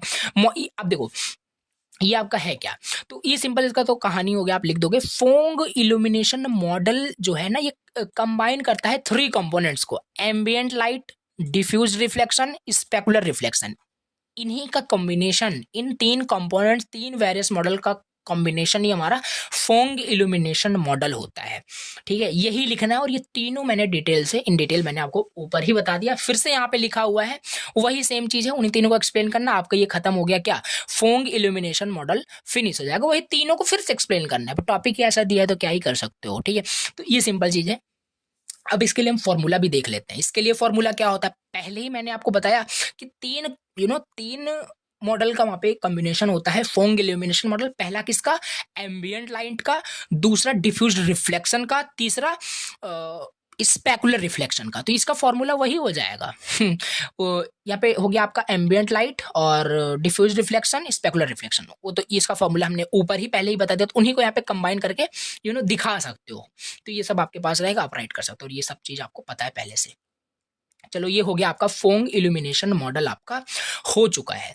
फोंग इल्यूमिनेशन मॉडल आपका हो चुका है। अब इसी में हम देखते हैं वॉर्न इल्यूमिनेशन मॉडल क्या होता है। और इसको देखने से पहले 1 सेकंड यहाँ पे हम 44 पेज पे हैं। ठीक है, तो हम डायरेक्ट आ जाएंगे इसी पे। तो चलो मैं एक बार सिलेबस आपको फिर से दिखाता हूँ। तो मैं 1 पे जाता हूँ। ठीक है, 44 पे थे। ठीक है, ये है आपका सिलेबस। और सिलेबस में कहाँ कहाँ पहुंचे हैं सारी चीज़ मैं आपको दिखा दूँ, कि आपको कोई डाउट ना हो। ये सब हम पढ़ रहे थे, ठीक है, तो ये सब हमने पढ़ लिया। ठीक है, फोंग मॉडल, ये सारी चीज़ें, कंबाइंड अप्रोच भी हमने देखा। अब हमारे पास है वॉर्न मॉडल क्या होता है, वॉर्न मॉडल, और ये सारे टॉपिक्स बचे हुए हैं। तो चलो यहाँ पे देख लो, ये सारे टॉपिक्स यहाँ पे हम अब नेक्स्ट डिस्कस करने वाले हैं। So again 44 done. देखो सिंपल, अब हम समझ लेते हैं क्या होता है Warn illumination model. Warn illumination model क्या होता है, all the time we are using single light source in illumination model but in warn model। अभी तक हम क्या कर रहे थे, अभी तक हमने क्या देखा, एक लाइट सोर्स जो हो रहा था ना वो सिंगल था, सिंगल लाइट सोर्स था, जो कि किसी भी सरफेस पर आके क्या कर रहा था, कि डिफ्यूज हो रहा था, रिफ्लेक्ट हो रहा था सिंगल लाइट सोर्स से। But in Warn model we are using multiple light source. पहला ही डिफरेंस मिल गया आपको, की पॉइंट्स, कि मल्टीपल लाइट सोर्स यहाँ पे होता है लाइटिंग इफेक्ट क्रिएट करने के लिए सारी चीजें। So the Warn illumination model also known as Warn shading, इसे हम वॉर्न शेडिंग भी कहते हैं, इज अनदर मेथड यूज होता है कंप्यूटर ग्राफिक्स में सिमुलेट करने के लिए how lights intersect with the surface. It is an improvement over the Phong model, specifically design to simulate smooth curve and more accurately. तो इसमें आप बता सकते हैं ये फोंग मॉडल का एक इम्प्रूव्ड वर्जन है, जिसमें कि वॉर्न इल्यूमिनेशन मॉडल क्या करते हैं, वॉर्न शेडिंग भी कहते हैं, और इसमें मल्टीपल लाइट सोर्स होते हैं। लिखने का कंटेंट आपके पास बहुत सारा रहेगा, आप राइट कर सकते हैं। चलिए अब इसमें अगर हम और बात करें तो इसमें लिखा है in the Warn model the key idea जो है key idea is that lighting calculation are done at each vertex corner of a polygon and then the resulting आगे क्या है colors are interpolated blended across the surface of the polygon. This makes it more efficient and gives a smoother appearance than the fog model in the certain cases. ठीक है, तो Warne model खाली अगर ये आता है अगेन कंबाइन ही होकर के आता है, बाकी अगर ये आता भी है तो आपको लिखना है, सिंपल है कि इसमें वही सेम चीज बताया पहले से कि ये भी आपका क्या करता है कि हाउ ब्राइट, कितना ब्राइट आपका इंटेंसिटी, वही अगेन कैलकुलेट करने के लिए पहला ही कंसेप्ट मैंने बताया था इल्यूमिनेशन मॉडल का, वही सेम चीज सभी में आपका ये मॉडल अप्लाई होगा। Intensity at any point of the surface calculate करने के लिए सारे मॉडल्स आए हुए हैं। इसमें से वॉर्न मॉडल ये है कि इसमें मल्टीपल सोर्स होता है, इसे वॉर्न शेडिंग कहते हैं, और ये स्मूथ सरफेस कर्व सरफेस पे भी मोर एक्यूरेटली तरीके से काम करते हैं। It is N improve version of the fog model. लिखने का बहुत सारे आप लिख सकते हैं, ये हो गया। अब इसी में हमारे पास देखो बहुत छोटे छोटे टॉपिक्स हैं। अब इसी में हमारे पास आता है इंटेंसिटी अटेन्यूएशन। क्या होता है इंटेंसिटी अटेन्यूएशन? चलो इंटेंसिटी का मतलब हमने समझा था, अब ये अटेन्यूएशन का मतलब क्या आ गया? देखो इंटेंसिटी अटेन्यूएशन एक तरीका है डिस्क्राइब करने के लिए कि how lights gets weaker as it travels further from the light source. ठीक है, सिंपल सी बात है। जैसे एग्जांपल लेते हैं, देखो यहाँ पे कोई पर्सन है, ठीक है, यहाँ पे कोई पर्सन है, बट ऐसा कोई रियल में मत समझ लेना, ठीक है। यहाँ से जितने अब यहाँ पे कोई पर्सन है, अब मान लेते हैं यहाँ पे कुछ शूटिंग वगैरह हो रही है, ठीक है। ये पर्सन क्या कर रहा है, ये इसके पास क्या है, इसके पास एक गन है, और इस गन से क्या कर रहा है, इस पर्सन को शूट कर रहा है। अब ये पर्सन जितना ज्यादा दूर होगा उतने दूर से अगर ये फायरिंग करता है तो ये जो इसकी जो बुलेट है वो आते आते क्या होगी, वीकर हो जाएगी, उसकी स्पीड काफी कम हो जाएगा। मे भी पर्सन को लगे या ना लगे कि यहाँ आकर के ऐसे गिर जाए, ठीक है, ऐसा भी हो सकता है। तो यही होता है अटेन्यूएशन। बताते हैं, समझो। तो यहाँ पे वही लिखा है, way to describe how lights how bullets, example, how bullets gets weaker as it travel farther from the light source। मतलब जितने दूर से वो ट्रेवल करेगा उतना वीकर वो हो जाएगा। तो ये है इट एक्सप्लेन व्हाई, क्या लिखा है, it explain why light does not look at the bright when you are for away from it. और यही कारण है कि लाइट हमें क्यों ब्राइट ज्यादा नहीं दिखता, क्योंकि हमसे काफी ज्यादा दूर होता है। सो एक एग्जांपल लें तो लिखा है यहाँ पे, think of it like this, the farther you are from a light the dimmer it seems. Yes absolutely, जितना ज्यादा आप लाइट से दूर रहते हो उतना डिमर आपको प्रतीत होता है, ठीक है। तो इन कंप्यूटर ग्राफिक्स वही अगर हम देखें तो वही लिखा हुआ है, when we simulate how lights affects an object we need to consider this effect of light getting weaker as it moves away from its. This effect is very important for making objects more realistic. तो यही simple है। For the 2 marks important, again intensity attenuation क्या होता है कि farther from the light source, अगर कोई भी लाइट ट्रेवल करती हैं कि लॉन्ग डिस्टेंस से, तो वो आते आते क्या होती है, गेट्स वीकर। तो यही होता है अटेन्यूएशन का सिंपल मतलब, उसकी उसका जो इंटेंसिटी है, ब्राइटनेस ऑफ द लाइट वो कम हो गया, ठीक है, वीक हो गया। दैट्स वाई कि हमें जो भी सरफेस या ऑब्जेक्ट पे जहां पे भी लाइट आ रही है वो मतलब डिमर दिखेगी, मतलब कहने का मतलब है। तो ये सिंपल है, इंटेंसिटी अटेन्यूएशन क्लियर, ओके। अब इसके बाद हम यहाँ पे देखते हैं कि कलर कंसिडरेशन क्या होता है। कलर कंसिडरेशन क्या होता है ये समझते हैं। अच्छा, color consideration in a computer graphics is the process of deciding how to represent and calculate the color of an object in a scene based on how light intersect with it in a simple term। देखो colour consideration, colour का मतलब होता है आपको पता है, consideration का मतलब कि कंसिडर करना, कौन सा कलर कैसे दिखेगा, क्या करना, यही सब आपको लिखना है। तो यहाँ पे वही है कि deciding how to represent and calculate the colour of an object, किसी भी ऑब्जेक्ट का कलर कैसे कैलकुलेट करना है, कैसे वो ऑब्जेक्ट दिखेगा in a scene based on how light intersect with it. So simple term में बताएं, it's how we figure out the colour we see on an object when lights hit it, ठीक है। तो ये बेसिकली हमारे पास है। एक सेकंड थोड़ा सा होल्ड रखना, ठीक है, एक कॉल आ रही है, एक सेकंड कट करो इससे, ठीक है। देखिए हाँ, हम कहाँ पे थे, तो कलर कंसिडरेशन हम देख रहे थे, समझ में आया होगा। इन द रियल वर्ल्ड अगर हम समझे, रियल वर्ल्ड सिनेरियो में अगर हम इसे समझें, तो जब लाइट्स हिट करता है किसी भी ऑब्जेक्ट को, द ऑब्जेक्ट रिफ्लेक्ट करता है सर्टेन वेवलेंथ से, कलर एंड कुछ अब्सॉर्ब भी हो जाती है। This is what makes object look a certain colour of our eyes in computer graphics. We need to simulate this behaviour to make the object look realistic. How does light affect colour, अब ये light कैसे colour को affect करता है, different types of light like sun light, artificial light, different types के lights होते हैं। तो ये सिंपल चीज़ है। अब देखो इसमें मेन ये आपको याद रखना है कि कैसे क्या फॉर्मूला होता है कलर कंसिडरेशन करने का, क्या क्या मतलब क्या फॉर्मूला होता है कि हम कलर को कैलकुलेट कर सकते हैं कि किसी ऑब्जेक्ट पे क्या कलर मतलब इफेक्ट पड़ने वाला है। जैसे कि the colour of the light that hits, मतलब देखो the colour of the light, जो लाइट,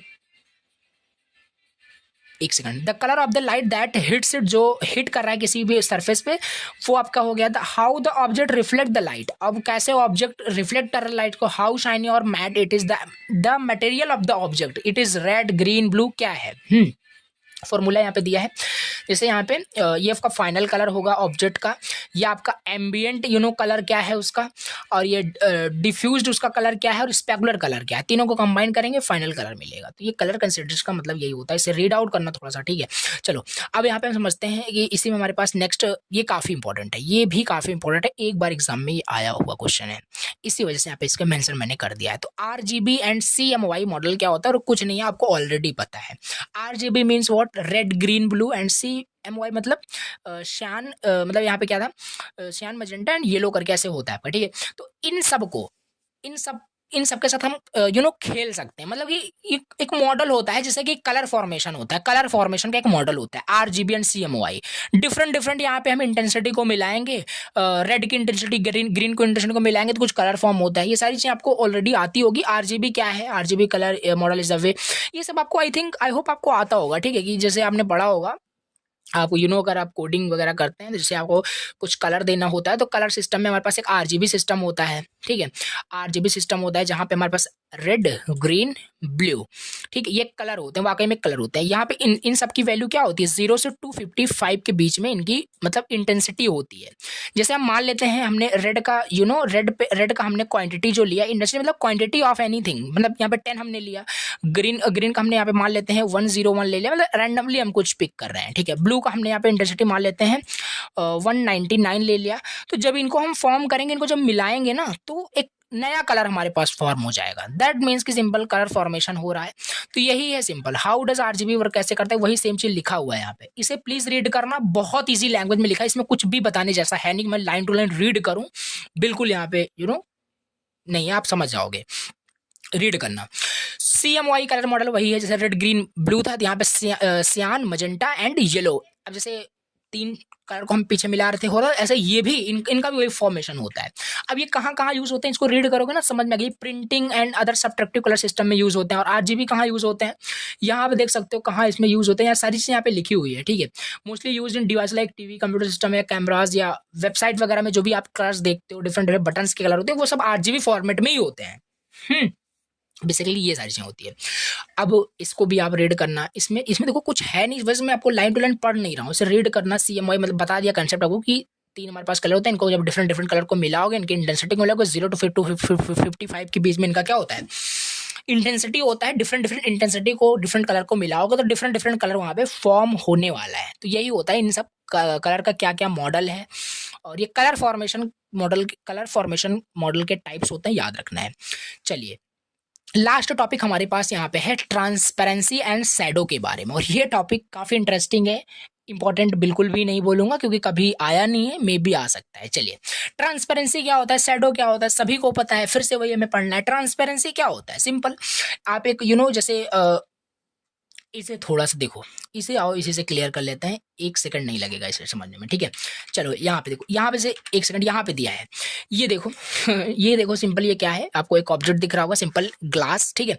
तो ये ग्लास क्या है, सिंपल ये ट्रांसपेरेंट ग्लास है, यानी आप इसके पीछे की सरफेस को देख पा रहे हो, ट्रांसपेरेंट है। दैट मीन्स यही होता है ट्रांसपेरेंसी यही होता है, और कुछ थोड़ी ना होता है कि हम इसके आर पार देख पा रहे हैं। We can see through the इसके ग्लास के पीछे भी, बैक सरफेस को भी हम देख पा रहे हैं, सारी चीजें कि उसके पीछे क्या है। और शैडो क्या है, शैडो यहाँ पे ये देखो, जो इस पे देखो, यहाँ पे ये नीचे जो दिख रहा है आपको, ये है इसका शैडो, लेकिन ये सॉफ्ट शैडो है। अब देखो soft shadow and hard shadow ये क्या होता है, इसको थोड़ा समझ लेते हैं। तो यहाँ पे देखो ट्रांसपेरेंसी और शैडो आप विजुलाइज कर लिए, थ्योरेटिकल बस वही लिखा हुआ है,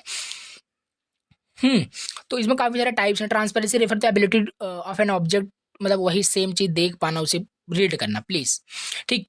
यहाँ पे अब हाउ डज ट्रांसपेरेंसी वर्क, इसलिए क्योंकि जो भी लिखा हो ना काफ़ी इजी लैंग्वेज में सारी चीज़ें हैं, आप रीड करोगे तो समझ में आपको खुद ही आ जाएगा। ठीक है, तो ये सिंपल चीज़, इसको रीड कर फिर से रीड करके मैं आपको सारी चीज़ एग्जैक्टली बताऊँ लाइन टू लाइन मीनिंग तो 10 मिनट फालतू का आपका ये जो वीडियो है लंबा हो जाएगा। तो ये सिंपल चीज़ है। हमने ट्रांसपेरेंसी का मतलब आपको आता था, ऑलरेडी देख भी लिया। हाउ डज ट्रांसपेरेंसी वर्क, कैसे फुली ट्रांसपेरेंट कोई भी चीज़ होता है या पार्शियली ट्रांसपेरेंट कोई भी चीज़ होता है या ओपैक्यू कोई चीज़ होता है, ये 3 होते हैं। ट्रांसपेरेंसी कैसे होता है, जैसे कि अल्फा, ये आपको पता होगा, ये आपको पता होगा, ठीक है, RGBA, और ये सारी चीज़ें आपको आनी चाहिए आई होप, ठीक है। RGB हमने कलर मॉडल तो देख लिया कैसे फॉर्म होता है। इसमें हमारे पास एक होता है ए मतलब अल्फा, मतलब ये जो कलर फॉर्म होगा इसका मतलब ओपेसिटी कितना होगा। ए की वैल्यू जो होती है 0 और 1 के बीच में होती है, वेयर 1 का मतलब है कि पूरा विजिबल होगा कलर, 0 मतलब है बिल्कुल भी विजिबल नहीं होगा, इसके बीच में होगा या मतलब ओपेसिटी दिखाएगा कितना कलर विजिबल होने वाला है। रीड करना बता दिया, कंसेप्ट वही है। तो ये सिंपल चीज था, ठीक है। चलिए शैडो में मैं वही बताता हूँ। शैडो जो होता है वो डार्क एरिया क्रिएटेड, मतलब वो शैडो पहले ही बताया था कि डार्क पोर्शन या लाइट पोर्शन होता है किसी भी ऑब्जेक्ट का जब हम ड्रॉ करते हैं। हम जैसे ये जो ग्लास हमने अभी आपको दिखाया, ये ऑब्जेक्ट को अगर हमें ड्रॉ करना है, कि इसकी ड्राइंग हमें बनानी है इन द आर्ट के फॉर्म में, ठीक है, तो हम इसके ऊपर वाला तो हम ऑब्जेक्ट बना ले जाएंगे with the help of the lining edges का यूज करके हम बना लेंगे, ठीक है। अब हमें ये बनाना है, इसको भी हम बना सकते हैं। इसके लिए डिफरेंट डिफरेंट ड्राइंग में पेंसिल्स आती हैं, उनका यूज करके हम इसे स्क्रैच करके हम इसको बना सकते हैं, शैडो को बना सकते हो। तो शैडो मीन्स आपको समझ में आ रहा होगा। और ऐसा करने से क्या हुआ, ये आपको फिगर देखो रियलिस्टिक दिख रहा है कि नहीं, मतलब देखने में कुछ बढ़िया लग रहा है आपको, बिल्कुल बढ़िया लग रहा है। अगर इसी को हटा दें तो थोड़ा सा मोर रियलिस्टिक तो नहीं रह जाएगा। तो with the help of the shadow object और रियलिस्टिक आपको दिखता है।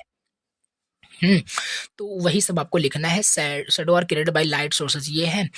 और हार्ड शैडो होता है, सॉफ्ट शैडो होता है। हार्ड शैडो मतलब sharp and well defined edges like when the light source small close to the object, example से शैडो ऑफ अ ट्री और अ सनी डे। तो ये simple.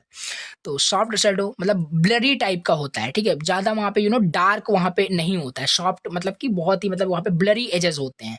When the light source is a big और far away shadows caused by the clouds, and just example we can take of this object, this is a soft shadow, right? ठीक है, तो ये हमने यहाँ पे क्या कर लिया, कवर कर लिया अपने ये पूरे इंटायर यूनिट को। एक बार अगर मैं आपको सिलेबस फिर से दिखाऊं तो यस, एंटर 1, यहाँ पे हम आ गए। एंड यहाँ पे देखो हिडन लाइन एंड सरफेस। अगर अब आप इस टॉपिक को, इस सिलेबस को देखोगे तो आपको कि आपको पता चलेगा सारे टॉपिक्स हमने कवर किया, और सारे टॉपिक्स वाकई में कवर किया हूँ, कोई टॉपिक छोटा नहीं, और सारे इंपॉर्टेंट, सारे वेरी इंपॉर्टेंट सारे क्वेश्चंस कवर किए हैं। एक बार फिनिश करते हुए मैं फिर से आपको बता दूं कि अगर देखो एग्जाम में पूछा जाता है इस यूनिट से, तो back face detection algorithm, depth buffer method, और इसमें 100% कंफर्म नहीं कर रहा हूँ, बट हाँ इन्हीं में से एक टॉपिक 100% मिलेगा। अब कौन मिलेगा वो अब वो AGDU वाले ही जानते हैं। और भी अगर इसमें हम बात करें, ये सारे टॉपिक आपको छोड़ नहीं सकते, क्योंकि बहुत इंटरेस्टिंग टॉपिक था। अपने अगर कनेक्ट हो शुरू से, आपको सही से समझ में आई होगी। इल्यूमिनेशन मॉडल समझ लो, फिर उसी में ambient light, diffuse reflection, specular reflection, Phong model, सारे सेम ही है एग्जैक्टली उसी तरीके से। तो इस तरीके से क्या हुआ, आपका ये पूरा एंटायर यूनिट जो है, आपका entire unit hidden lines and surface आपका हो गया फिनिश। सो चलिए आज की इस लेक्चर को यहीं पे एंड करते हैं, और इस तरीके से कंप्यूटर ग्राफिक्स का कंप्लीट सिलेबस हमने फिनिश कर लिया है ऑन आवर चैनल। प्लेलिस्ट को जाके एक्सेस कर सकते हो। और प्लीज़ एक छोटी सी रिक्वेस्ट है, एंड करते करते एटलीस्ट प्लेलिस्ट को या लेक्चर को अपने फ्रेंड्स को शेयर कर सकते हो। दूसरों की हेल्प करोगे, डेफिनेटली आपकी भी हेल्प होगी। इस इंटेंशन के साथ आपको हमेशा पॉजिटिव रहना चाहिए, ठीक है। तो चलिए, best of luck for your exam.